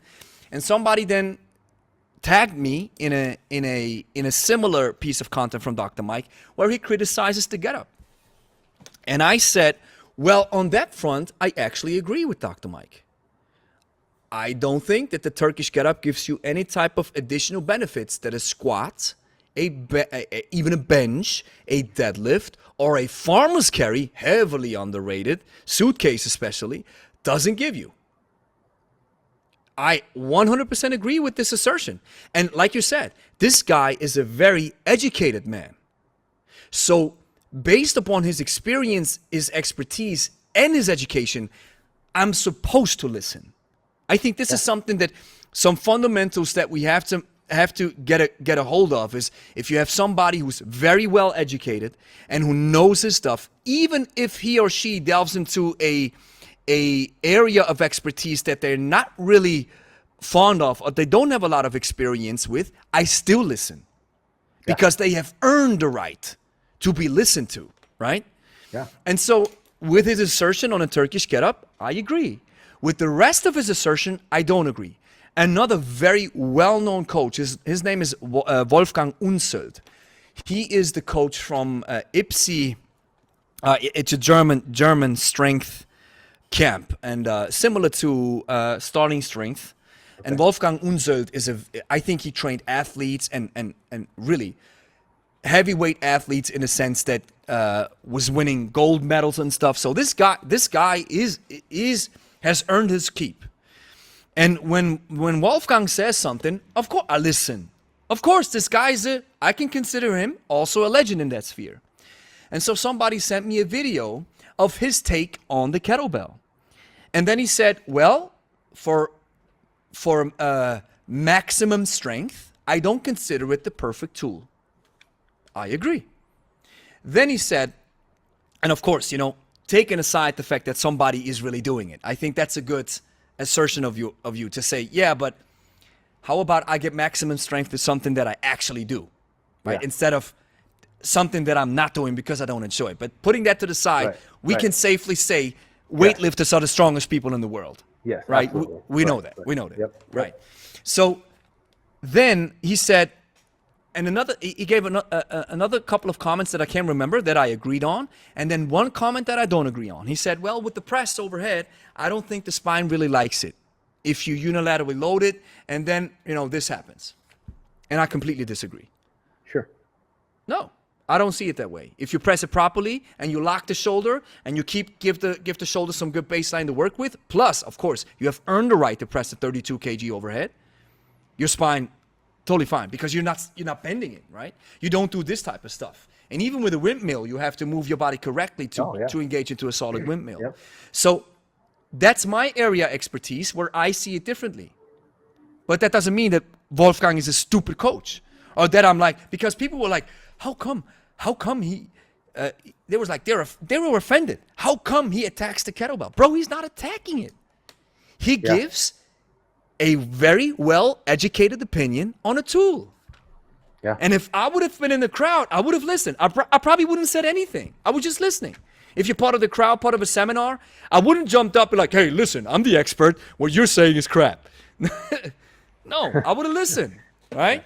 Yeah, we like anything in the world anymore, like we're just a bunch of different little cults. and we just run around and Yes. and Yes. like they said, I absolutely love kettlebells, and I'll defend them to anybody that, especially how I use them for my goals. And but at the same time, like, man, I think back at like my former self, like, again, hopefully we learn and we change. And but I know I've gotten into some discussions with people that I would never engage in now, because it's like, oh, this is just stupid.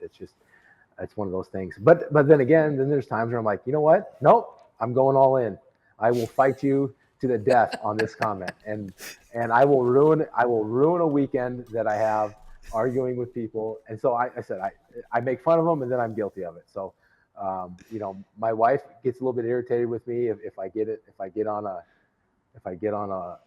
way on a weekend where I'm on my phone too much, and I get it. She's right. She's always right. Yeah. But yeah, right, no, yeah. it's one of those things where, yeah, I mean, it's funny. We are creatures of habit. We are emotional, and we're tied to different things, and it's important. Again, we've talked about this today, and we got to maintain perspective, and we got to do better at that. And it's funny. It's funny how we get. It's Most a little bit definitely. embarrassing. It's a lot embarrassing, but we're all Yeah, guilty of it. but you know, we grow, right? So Yep, I've I I've hope. engaged I've engaged in conversation that I'm embarrassed of today. So back then, so totally that's it. So from a final point, I'd like to maybe end this note on one of your really thoughtful and intentional and powerful workouts. So you sent me one of that routine via message. You DM me, and Okay, I told you, hey, maybe we can talk about this. So I think sure. it included the half snatch, included a couple of exercises, but it doesn't have to be that particular routine. But aside from that, every minute on the minute with 90 seconds and using two bells and going heavy, and do you have some other routines that, I mean, probably include double bells, but that are not strictly tied to time and that have maybe a little bit of a different protocol? Or do you say, no, listen, this is actually my bulk of the work is always that EMOM with 90 seconds. This is what I mostly do. And then maybe I switch up the exercises, the load, maybe the reps and stuff. So that's something that you can elaborate on a little bit. No, there's other things that I do. There are definite times where I don't time. Like I said, most everything I do is timed, simply because that's just how it works with my schedule and as a business owner and things like that. I do have again, most of my stuff is two bell, or what I really enjoy is two bell, and I kind of threw in there that no, I still do single bell workouts. Absolutely. There's I think I said on the first podcast, every time I'm in the middle of a two bell workout, I'm like, man, I wish I was using a single bell. And every time I'm in the middle of a single bell workout, I'm like, geez, I really wish I had two bells right now. You know, so there's benefits to both, and you should absolutely. But again, it comes down to loading, it comes down to paces, and all that kind of stuff that we've been talking about. But no, I do have one where I will combine. I will superset upper body and lower body. So for an example, I might do clean and press.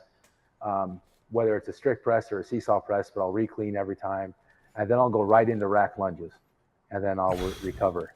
And so, and then what I'll do is the next phase would be I'll do clean squats, and then I'll go right into renegade rows. And then the clean and press and the rack lunges are going to be limited on my weak. The load will be determined on my weakest movement. So for me, that's going to be the rack lunges. So I can't, I won't press any more than I can lunge. So that's how I choose the load for that. Cause I don't, so once I do, so for example, I might do, and I like the ascending and descending ladder format. So for example, like if I did 5 clean and press, then I would do 2 lunges per leg. And then the next time I go through it might be 4 clean and press, then 3 lunges a leg, and then it would be 3 clean and press, and then 4 lunges a leg, or however I want to. I'm just throwing Are out you numbers. alternating with the lunge, or are you going one leg only? I alternate. Yep. Alternate. So it'd be lunges per leg. But yeah, so I'm descending. It's the same load. I'm descending my clean and press reps and ascending my lunge reps, and then that would be how I. So if I did 3 rounds of that, you know, each time is varied. And same. So it'd be the same format with the clean squats, but I might use different loads. So I might clean squat, you know, 36, for example, and then row 44s, for example. But it would be the same rep scheme. So if I might do 5 clean squats, and then it would be 2 rows in arm, and then it would be 4 clean squats and 3 rows in arm. Or Are you doing the works push out. up as well, or just the rows? Just the I generally just do rows. Yeah, I do. yeah. I do. You know, my push-ups come from my burpees. I do so many burpees. That's when I do my push-ups. But not that there's anything wrong with adding a push-up. To your rows. Yeah. But I generally do the renegade rows. I favor doing the rows only without the push-up, because the push-up, I'm focusing the push-up on a different exercise where I really want to focus on chest and upper body or anterior stuff, right? It's just all about the pulling. And one thing that I also found is with the renegade, I actually love just pulling one side and then staying with that one side, right? This is also something that I don't always alternate, just staying with one side only. So that's like a superset move where you say, all right, I have, you use same weights, I like the loading. So you're saying, all right, the rack lunge, I know I cannot rack lunge double 44s, which I can clean and press. But I can rack lunge double 32s or whatever number that might be. And that's the number, or that's the weight that you then use for the clean and press. Right. And then you do that ladder system type of training. Yeah. Right. And so that would also be like why I don't do a ballistic. So it's not a clean and jerk or clean and push press. It's a clean and strict press or a seesaw press, because the load has to be light enough for my lunges. And so I'll get more out of. I said earlier that I don't strict press because I don't enjoy it, but that would be the one of the few times where I will strict press because my load is limited based on a weaker movement elsewhere. And you and you're confirming one thing that Sean Mosen shared with me in the early days of my podcast. And Sean Mosen, for those who don't know, is the godfather of kettlebells in Canada, was one of the first who got started with kettlebells in Canada, was in the RKC days, an OG coach, so a cool guy. And he said something that makes sense to a trainer. He said, oftentimes I tell the client, listen, you never do A. You never do it. And the client's like, yeah, but what if, no, you never do A. And then I walk over to my next client and I tell him, you do A. And then the other client's like, hey, you told me not to do A. Yeah, but that's a different situation. That's an exception. It's like with the straight press. I don't do it, but here I do it, right? Yeah. And that's something that also people have to wrap their heads around sometimes. Just because we say, or for example, I say, yeah, I don't think the Turkish get up makes a lot of sense. And then somebody sees me do it. They're like, but you said, yeah, but guess what? Sometimes I do it. Yeah. Right? Yeah. All right, so that's the superset. I love that.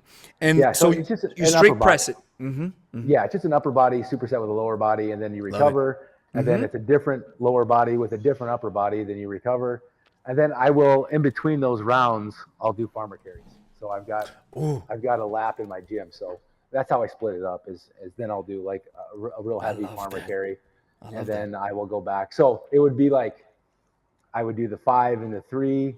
And then I would do the 5 and the 3 of the other 2 superset, and then I would do a lap, and then it would be the 4 and the 4, then the 4 and the 4, then a lap, and then a 3 and the 5 and the 3 and the 5, and then I would do a lap. All right. So that would be one round. Yeah. That's great. You could also, that's loading or the scheduling could be a little bit different. You can say, you know what, I'm doing the clean and press and the rack lunges with the 5, 2, 4, 3. I do this exercise completely, then I do the carry, and then I go back to the next one. You could also say, I'm completely using one particular exercise, fully do it, right? Yeah. With the ladder system, and you're combining it. You say, yeah, I do it, which I like too. I like to do circuits where I have 2 exercises, then another one to get a little bit of variety. I love that. And then when you do you time it, or is this one of the workouts where you say, hey, I just go according to feel? So the first round would be according to feel, but I would time it. I would pay attention. Okay, I needed a minute. I needed a minute break there, and so I took the minute, and so. And then maybe by the end of it, I'm like, oh my gosh, okay, I need to take an additional minute between rounds. So now that I know, and I'm taking notes on my whiteboard, okay, I took a minute here, I took 30 seconds here, I took a minute here, and then an additional minute between rounds. So I took 2 minutes. So then I'm going to try to keep that pace every round. So the first round is kind of okay, let's see what I've got today, depending on the load. And then after that, I'll try to mimic that the next 2 rounds. And then I've got my format for the next time I want to do this. And so, here's what I did on day 1, whenever I did it. And so now I'm going to reintroduce this this format into my routine. And so here's my format. Here's what I need to try to mimic, and then And see where see where I'm at. I love that. So it's rather like a descriptive timer than a prescriptive timer. It's Yeah. something that you find out as you rest. You write it down. Okay, it took me a little bit longer to rest to get back at it. But I'm assuming you never go overboard where like, I rest until I'm fully recuperated. No, you say, Right. hey, right? No, You right. still Yep. go according to feel, where you feel like I'm still challenged. I get that feeling all the time. I'd love to rest longer, Yeah. but it's time to go, right? Exactly. Yep. Yep. And again, that's come from years and years and years. Yeah, of- I just wanted to say that requires experience, understanding your body, your limitations, your fitness, where you are, your age, and everything. Yep. I get that. Well, that's a powerful. And how long does it take for you to complete that workout? And are you completing in a sense of once you have reached the top ladder down? So if you start with 5 and 2, the set is finished when you reached both exercises with the 2 and 5 or whatever type of ladder you came up with. Yeah. Yeah, I would have to, just, again, it would depend. If I'm using 28s for my, clean and press and lunges, I don't need as much rest, so I'm working still. But if I'm using 32s, that lunge might eat me up, so I might have to take a little bit more rest. Yeah. Just kind of depending on. I want to say that almost everything I do is within 25 to 35 minutes. I mean, that's same kind here. of I what like that. my target window is for like that. training, and so Yeah. that I would assume that. Without looking at my notes, that's what it's going to take me. I try to plan everything into that window. Yeah, so. And that confirms that you can get done. You can get so much done in 20, 30 minutes, especially when you're advanced and you know what you do. And Right. that's amazing. Just like you mentioned, that's something that was completely unfathomable back when I was doing the typical bodybuilding stuff, where I was like, I got to spend at least 90 minutes in the gym. Yeah. Wow, that's powerful. And finally, one thing that I like to ask you, so I always see you, or I often see you, like the 64. I think it's a 64, right? You clean it up with one clean with both arms, and then you squat it, right? Rack squat it, which is, the rack squatting in all by itself is a crazy exercise. And would that classify for a single bell workout? And how does that look like? Yeah. So I use anywhere, depending if I'm doing lunges with that format, so I go anywhere from 68 to 92 with that. So it just depends on if I'm doing lunges, I won't go heavier than an 80. You won't go heavier than an 80 kilogram bell. Right. I'm not gonna try to lunge my 92. That sounds so funny. It's like, I try to go above 80. You know how heavy 80 is? I do. I love that. I do. Yeah, of course you do. But man, I love this. But again, but I'm not doing a lot of reps though either with that. Yeah. So like that might be a two-handed clean to one side, Mm-hmm. and then it's a squat and or a lunge, and then it's a re-clean it to the other side and it's a squat and so that might be my whole set with that. That might take 20 seconds. Mm-hmm. So what I like to do is, so like what I did yesterday. Yeah, it was yesterday. I had the 92 out, and I did 4 cleans. So I would clean to one side, clean to the other side, and then I would repeat that. So I did 4 cleans. That was taking me about 15 seconds, between 15 and 20 seconds. So 4 clean per side, right? No, 4 total. So 2 per side. 2 per side. All right. So 1, then switching sides, and the total of 4. All right. 4. Got it? Mm-hmm. Yep. So that was taking 15 to 20 seconds, depending on. And then I would wait until 30, and then I was doing. I do 6 renegade rows in 30 seconds, 6 aside, so 12 total in 30 seconds. And then, so that's a minute of work, or a minute, work 20, rest 10, work 30. Then I would rest 30 seconds. So now we're at a minute and a half. And then I did 12 reps of half snatch and long cycle. So I would go half snatch, long cycle, half snatch, long cycle, half snatch. Half snatch, long cycle, half snatch. That combo, right? That combo. So I end up doing 8 half snatch and 4 long cycle in a minute. So 12 reps, and do that each arm. So now I'm at 3:30, and then I take a minute and a half rest. So that's a 5-minute round, and I went through that 5-minute round 6 times. So just under 30 minutes. Wow. So let me just try to recapture this. So you have a heavy kettlebell. 4 cleans total with that, and which I like that. I got to get into this too. I saw this often. I see, especially you mentioned Rhino Strength. Yeah. What he does with All right. Yeah. That's crazy. So you use one bell with two hands, Yep. right? And you Yep. 4 reps. You drop the bell. You rest, and then when the timer hits 30 seconds, Yep. you then go into renegades and doubles. Then I alternate, yeah. And so you I alternate do with doubles, right? And then yeah, it's how many reps with the renegades? It's 6 an arm, 12 total. okay, 6 per side, and then you go into one bell again, where you have I rest 30 seconds. so you rest after the renegades, Yep. rest, and then you jump into the one arm again, where it's the long cycle and the half snatch combined, Yep.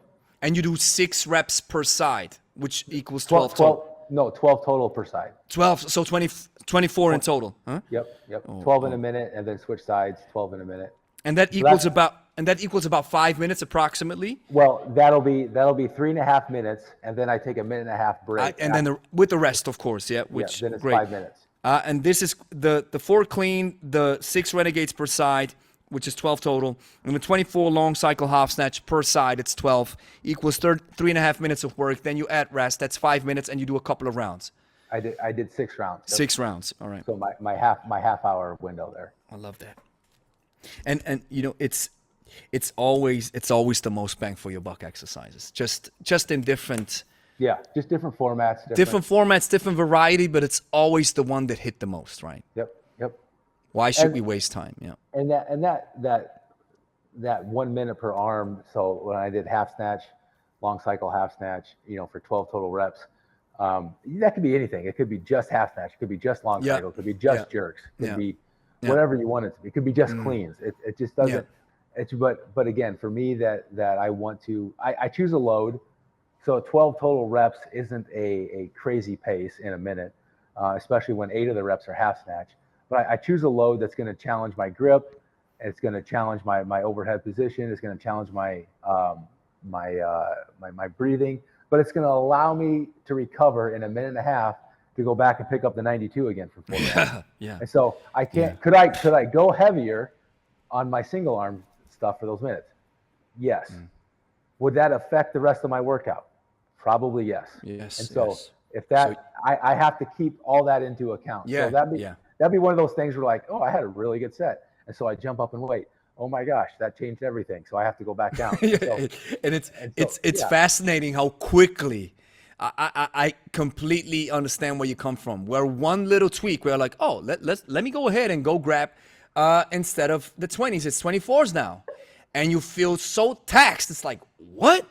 Yeah. Seriously, okay, I got to go back down, right? But this requires understanding your body and its limitations, and of course where you come from. And let's see if I'm good at assuming the numbers. So you said it's 92 kg for clean, right? Yep. I'm assuming it's 44 or 48s with the Renegade. I just did 40s. 40s, all right. Yeah. And then the long cycle and half snatch is a 36, I'm assuming. I used a 40 for that. Almost. yeah, you're right there. All right, but because I get, first of all, I'm getting accustomed to your stuff when I watch it, and I also get understand that you're smart about it, right? This is not just doing it for show or doing it for clicks or Instagram, where you grab massive weights, do one set, and then when the camera's turned off, you got to lay on the back and lift your heels up, your legs up. No, it's something that I think, and that makes the big difference. It's a workout, which I share too. These are workouts that I actually do. It's not for the gram. It has to be sustainable, and it has to be repeatable. Maybe that's the same word twice, but like if I can't recover from it, then it's useless to me. And it's one of those things where, like, could I have gone harder yesterday? Yeah, I probably could have gone, but I have plans for today, and I want to work hard today. And I want to be able to.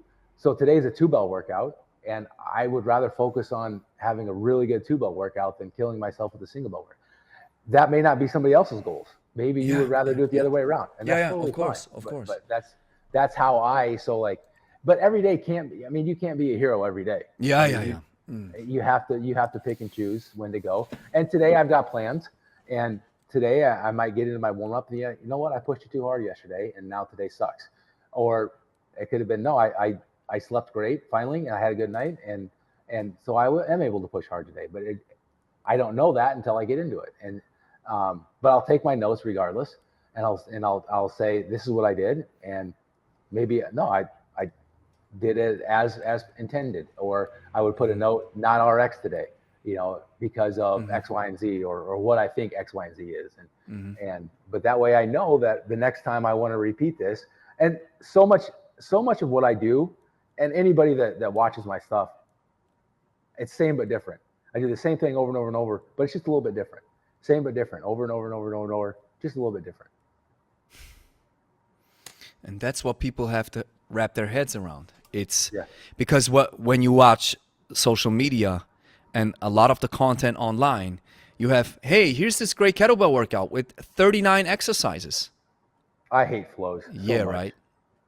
And I mean, the flow conversation is one thing. But just like it requires a smart training approach to understand, listen, that's what we get often, right? And the question, how do I separate upper body and lower body? Because I can press less than I can squat. All right. So we have to be a little bit, we have to be smart about it. So, but if I continuously do a particular set of exercises mixed all together at the typical flow stuff, where I'm like, might be fun, but I'm not sure if this gets you anywhere. We might be limited in my understanding, but I'm like, I'm a little bit skeptical on that regard, because I've talked to some flow people, and sometimes I'm like, you guys are a little bit too emotional with the workout. Stuff has to be, this is the basics, this is what works, right? What you have opened my mind up to is the muscle building approach with heavier weights and progressive overload. But we still talk about the jerk. Everybody agrees on the jerk, everybody agrees on a squat, everybody agrees on a snatch. These are exercises that are very old, right? People came up with this because it works so well. And so people who do these exercises look accordingly. Just look at the weightlifters, right? Yep.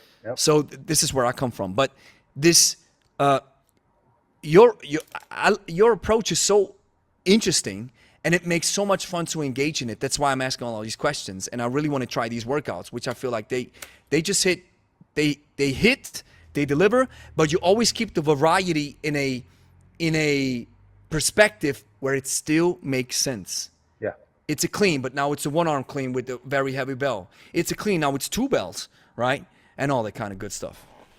Yeah, no, definitely. And that's why we're going back to like the perception of what kettlebell is the general populace sees a kettlebell and they just assume that this is how you work out with a kettlebell. So if you have somebody doing like a 12-step flow with a 16 kilo bell, and they look like there's this thin fit person that is, whatever, and that's what gets all the clicks and the likes on Instagram and all the shares and all that kind of stuff. And then I tell you, okay, but that's not what I'm doing. Yes, I'm using kettlebells, but that's not what I'm doing. I don't train that way. The amount of, and that's with like the you don't know what you don't know, right? So like, well, I saw that's a kettlebell, and so you're using kettlebells, but you look different. So why, how, or the amount of people that'll say, when they find out that I competed in kettlebell sport, like, oh, like CrossFit? No, not like CrossFit, not at all like CrossFit. And that doesn't mean to be like, I don't want to be considered a CrossFitter just as much as any CrossFitter doesn't want me to be considered a CrossFitter, right? Mm-hmm. Like some high level CrossFitter doesn't want me to be lumped in with them, just like I don't want to be lumped in with CrossFit. And it's like, no, it's not the same thing. It's not yet. Do CrossFit athletes use kettlebells? Sure. Yeah. Not like I do. Not like Dennis does. Not like, because I don't use kettlebells like Dennis does, But, nobody uses the kettlebells like Dennis does. No. Oh yeah, but it's just one of those things. Again, it's just it's trying to exist in this world of fitness that is super super super important, and it's available to everybody, and it can be different for everybody, but not everything is effective. Not everything is good for you in this world, regardless of what somebody's going to tell you, regardless of somebody will sell you. This is actually a big talking point that sometimes get lost along the way, where I for example, I'm very let's put it like this. We know that people who walk into our gym, and you know this just as much as I do, people who walk into a gym the fact that they decided to walk into the gym and get help, you are already doing better than 85% of people out there. Oh, yeah, so you're already winning.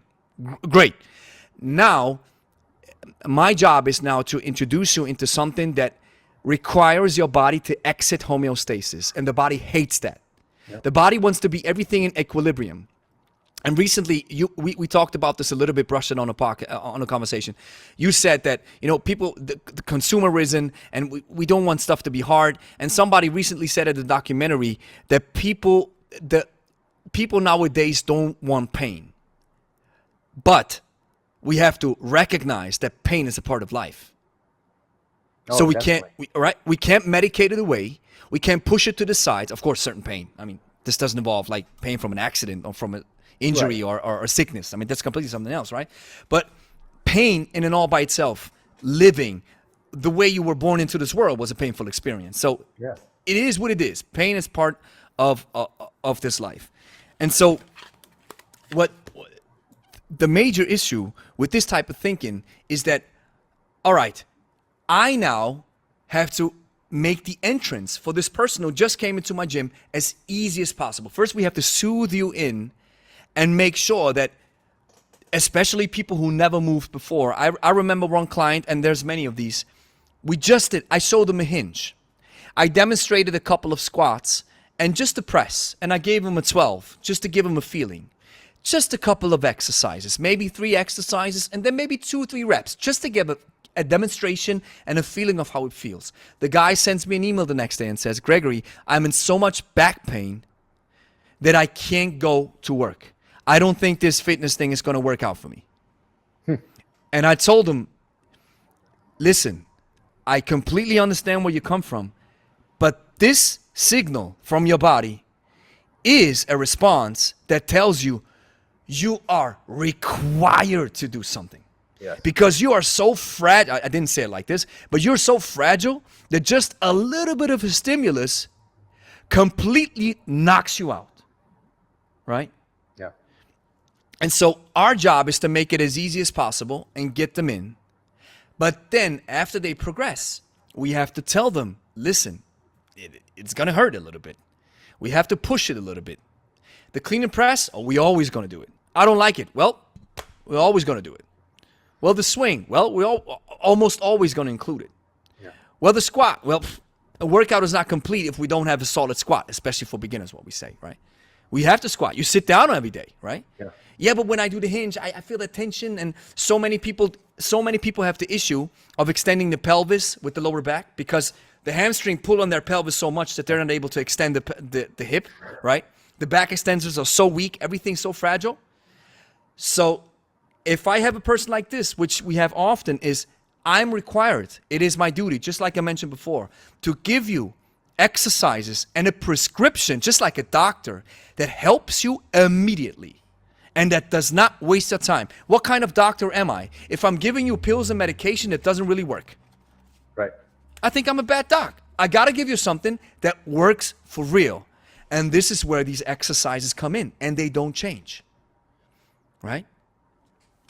Yep. The fancier they are, the more advanced you need to be, and the more experience you need to have, and I mean, a Cossack squat into a Sots press looks amazing. Yes. But the reality is that most people, including the people doing it, don't need to do it. Including the people doing it. Yeah. That doesn't mean you shouldn't do it or that you can't do it. It just means it just means what the truth is like, yeah, it's great. I mean, but seriously. And this is where it comes in, where we have to say, listen, this might work a little bit more, and this might work less. If you enjoy it, go ahead and do it. If you enjoy Zumba classes, hey, right? It's relative. At least you're moving. Right. But from I got to get rid of my pain perspective, you probably need some strength. And I don't think Zumba class is going to give you some strength. So we probably got to pick up some weight. Yep. Right? Yep. So my final question before we end this almost 3-hour conversation, which I really enjoyed. And I'm getting so much out of this. I'm writing down, making notes of these workouts, which I can't wait to try out and see where it leads me, which I sometimes do. I I add some of my own flavor to it. Oh, But please do. I, Yeah, but I, absolutely. but I follow the principle. And Yeah, this, when you made the hashtag two bells overhead, I was like, yeah, that's the mantra. That's yeah. once you've progressed to a certain perspective, two bells overhead. This is where everything changes. So I love the burpee. Where do you find time, and how do you place the burpee in your workouts? Great question, because I have a infatuation with the burpee as well, as a lot of people know that follow me. I do them either as a standalone workout session with if I had that surgery on my arm a year ago, and sometimes I just can't rack a bell. I just need a break. Interesting. Oh. So that's a time where I will do burpees, and either burpees by themselves, or I'll combine burpees with rowing or skiing. Um, the other time I do burpees is when I do single bell stuff. And so, because two bells is too taxing for me to throw in burpees as well, but single bell, because I can switch arms, or I can manipulate the load a little bit easier, like the that. pace a little bit easier. I I'll like that. do, and now I'll do my burpees with snatches, half snatch, and long cycle, one arm long cycle. I have different paces and different formats that I do. Um, but a lot of times, if I'm going to do burpees in a workout, it's because, other than absolutely loving them and believing in them 100%, it's because my arm needs a break, or I'm going to combine them with a single bell set. I try burpees with doubles, and I recognize that it's taxing my system too much, that I have to downgrade the weight. Right, and that's not right now. That's not the point. Yeah, that's not the point. Yeah, or it can be a point, right? If you It say, hey, can be. it Yeah. can be, right? It can be. And then you have to go back with the weight, or double, go a bell lighter. Totally fine. And Yep. how would you incorporate it from a rep perspective? So first of all, I like that you say, listen, if it's double bells and I'm going heavy, and my arm is filling it today, I'm totally fine. No burpees in my double bell workout. But if I have single bells, which means I have more rest for one side, most definitely, I'm including the burpee. So how would that look like in that perspective of that 4 clean renegade long cycle half snatch workout, for example? So I would choose a single bell movement. So what, snatch, half snatch, long cycle. I wouldn't do just jerk, because the amount of pressing I'm getting with the burpees. Yeah, Well. makes sense. So, and again, not that you couldn't, but I mean, that's why I wouldn't do just jerk.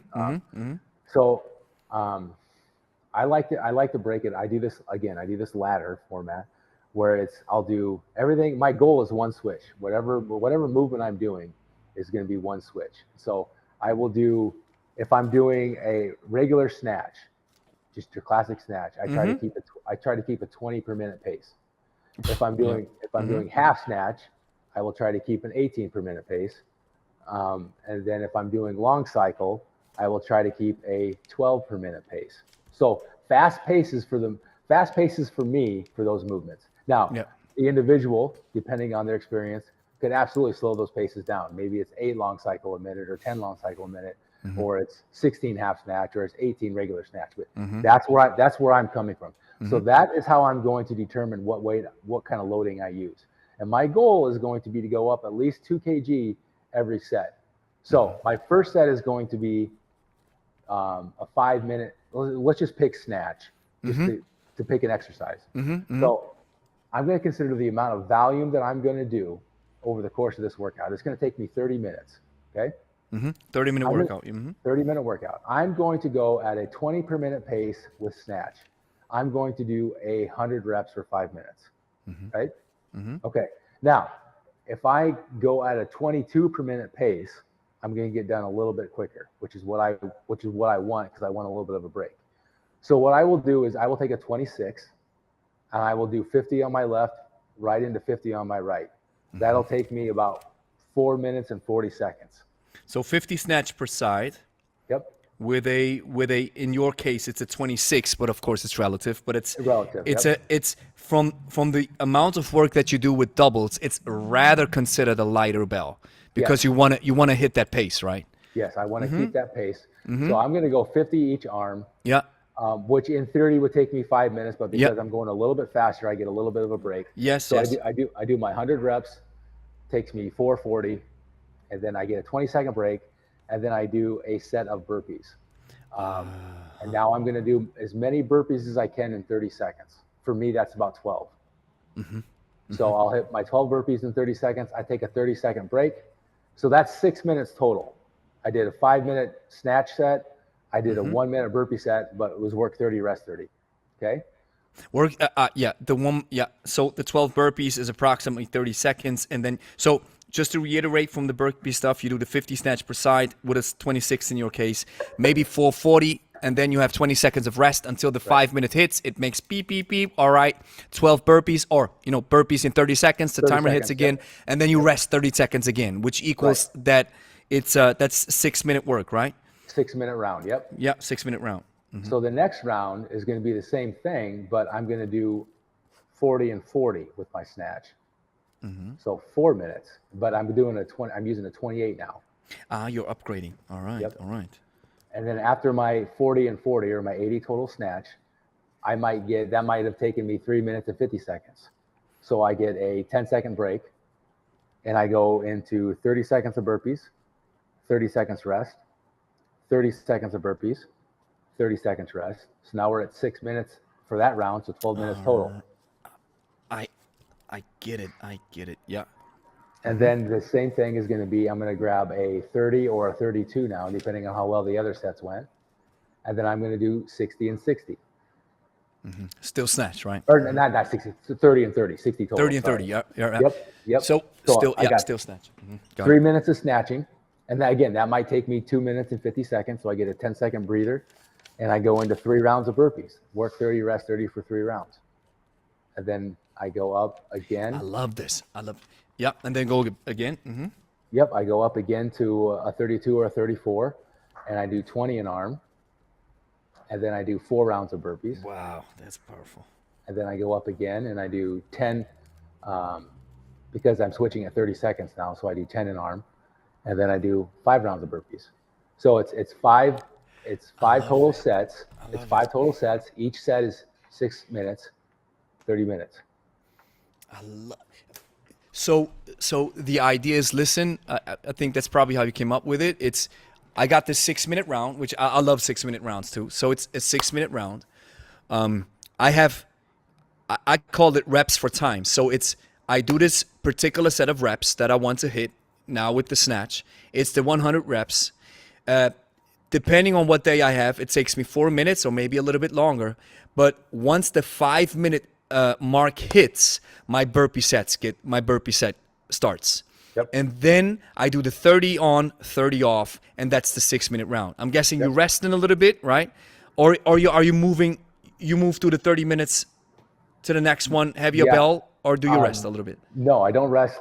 All right. The only time I will rest extra than that 30 seconds after the burpees is if I misguided my loading on my snatch. All right. So there have been times where I went too high, I went too heavy, and I could not recover. Yeah. And so I would have to take an extra 30 seconds. Yeah, I get it. But it's not like that you have. It's not like that you have the 6-minute round and then you add rest to it because the round is finished. No, you move through it. Yep. Everything is 6 minutes. Great. And then, of course, the burpee sets increase because you go heavier with the weight, which means less reps per side, but also means you're going to finish faster with the snatch, which means it's going to be more burpees. More burpees. Yep. I love that, man. So if you maintain those paces, so you got, was that 150, so 300 snatch and 180 burpees is what I would get in that workout. Wow. So again, we go back to volume. That's the volume that I'm talking about from. Yeah. And then, but that's not, I mean, so it could be depending on, I go anywhere from sets of burpees, anywhere from, depending on, again, the formats, from 5 to 25 in a set. And so depending, but again, I'm going to determining what I'm doing. Am I rowing? Am I skiing? Am I doing a single bell? What are my work intervals? Would you consider that snatch workout rather a strength endurance workout? Oh yeah. So and you also say maybe I do a burpee set combined with rowing, right? Where you say, all right, I'm gonna sit on the rower, and Yep. then I do whatever it may be. Are you hitting again these numbers where you say, all right, I'm rowing for 5 minutes, or I aim to do 500 meters, or Yeah, I'll do meters for time. So typically it'll be like, for example, like a good way to start off would be, because 100 burpees and 2,000 meters is a lot for a lot of people. So let's just say that it would be 20 burpees for time. As soon as I'm ready, I row 500 meters for time. As soon as I'm ready, 20 burpees for time. And then I take a hard 2 minutes rest. hard 2 minutes rest. Yep. And then it's 15 for time, row 500, 15 for time, then a minute and a half rest. And it's 10, 500, 10, minute rest, 5. When you say 505. burpee, the 30 or 15 per time, does that mean you set a timer? It's just 1 minute, and I'm supposed to do 15 reps then, or what does it No, mean? just as quickly as you can. For time. For time. Yeah. Okay, as quickly as you can. Yep. Because there's going to be some people that will hit that. You get off a rower, you did 20 burpees, you rowed 500 meters, you get off a rower, and you go into 20 burpees that's again. tough. And then you're like, you get to 15, and you think you're going to throw up. Yeah. So for time, like that first set of burpees maybe took you a minute, and that second set of 20 burpees maybe takes you a minute and a half, just because you're exhausted. Yeah. So that's what I mean by for time. And that's why, so that's an example of like, you would time the entire workout. And then your goal would be is like, I'm not going to do more work. I'm just going to do the same amount of work. I'm going to do it faster. So maybe that second set of burpees that took you a minute and a half the first time you did it, I'm going to knock that down to a minute 15. And then I'm going to try to get a little bit faster by cutting out the time that the workout took versus adding more work to do. I love it.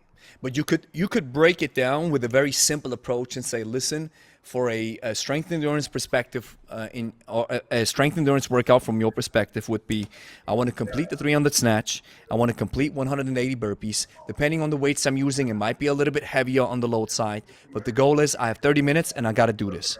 That could be, sure. Break it down very simple. Or the 2K and the 100 burpees, where you say 2K on a row, 100 burpee. I have 30 minutes of time. Let's see how I or not 30 minutes for time, but you say I do it for time as fast as possible. Let's see how I can chop up the sets and see how much rest I need. Sure. Right? All right. Yeah. That's powerful stuff. Man, Levi, I appreciate it, man. It's I'm getting a lot out of this. I thought, and I meant to tell you this. I think I've sent you a DM about this. I've had many people on this podcast, and maybe it was my initial mistake to not ask more about the training program or training processes of the guests that I had on. But many had, oftentimes, it was elusive. I didn't even think about asking people for training. And then I was like, man, I have a podcast now to ask about workouts. How stupid am I?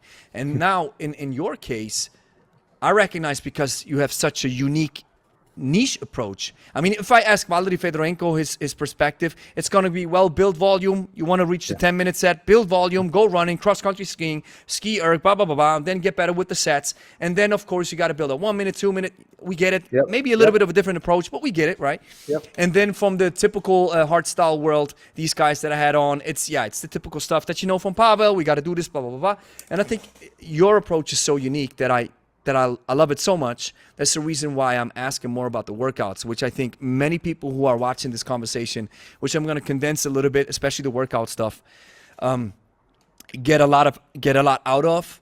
It is taxing. It is gruesome. These are tough workouts. If you have the skill and the advanced level it requires, it can definitely change everything about your physique and everything about your feeling with kettlebells. And it's these conversations, I have to say, are the ones that are the most with you that I've had on the podcast. Are they not only inspire, but they also have accompanied me, or they have changed my perspective drastically. So it's one of those. It's the reason why I wanted to have you on again, and I think it's also one of the reasons why it did so good numbers. Which, like I mentioned in the first podcast, I don't really care about these numbers. It's especially on the podcast. It's just having conversations and learning from great people. But it's been I think your conversations are the one that stick out the most to me. Most definitely. That means so much to me. So like I said earlier, it's like the platform that you have, the outreach you have, to be even a guest on this once was like a bucket list thing, and to be here twice. I know right now that you've done more for my business, just from getting my name out there and exposure than anything that I've done on my own, or anything that I could have done on my own. And so, like, teamwork, like I'm happy to answer any of your questions on here, because you're giving me a voice that I never had before, and I'm forever grateful. Yeah, I appreciate that. And I love to do it. It's like I said, you're bringing something so unique to the table, which people have to. They got to get in contact with you. They got to reach out to you. And I'm so, I do it. I'm in a similar business like you are. We are in the same business. We also offer kettlebell training, blah, blah, blah. But I believe in, first of all, that we can learn from each other. I believe that I can, if I have clients that I can forward to you, I do it, right? If I have people, we're growing extensively in the last couple of maybe 8 to 10 months. We're growing to an extent where I can't handle everything by myself. And that means that I'm always grateful to, first of all, get inputs from other people, learn from other people. And in your case, of course, if there are people who want to work with you, I mean, I'm doing your stuff, and I love it. It's not just that I get the results from it, which I do. I also completely love it. And if you are in love with kettlebells, like I said, I think it's one of the missing links between the kettlebell being the typical explosive tool, or the max strength tool, which it's not really, or the max strength endurance tool. This is where I see it. And now you have swung the pendulum a little bit back from my perspective, where we can also do some solid muscle building with it, especially with double bells. Yep. Man, Levi, I appreciate it so much having you on again. It was a blast talking to you again. And of course, I'm going to share the links and everything once it's up. And probably we're going to have some comments that we can react to. Most definitely. But I really appreciate you sharing your insights and knowledge. And we'll stay connected, and we'll talk soon. All right? Thanks, sir. If you like this episode, you can watch another one right here or here. And if you're over 40 and you want to become strong, fit, and lean without going to the gym twice as fast, don't forget to download my free ebook in the first link in the description called the Kettlebell Code. If you're over 40, 50, or 60, you don't have a lot of time, but you still want to become strong, fit, and lean, and the kettlebell is the perfect tool for this job. And I'm going to help you how to get started. So download that free ebook right now in the first link in the description. Enjoy.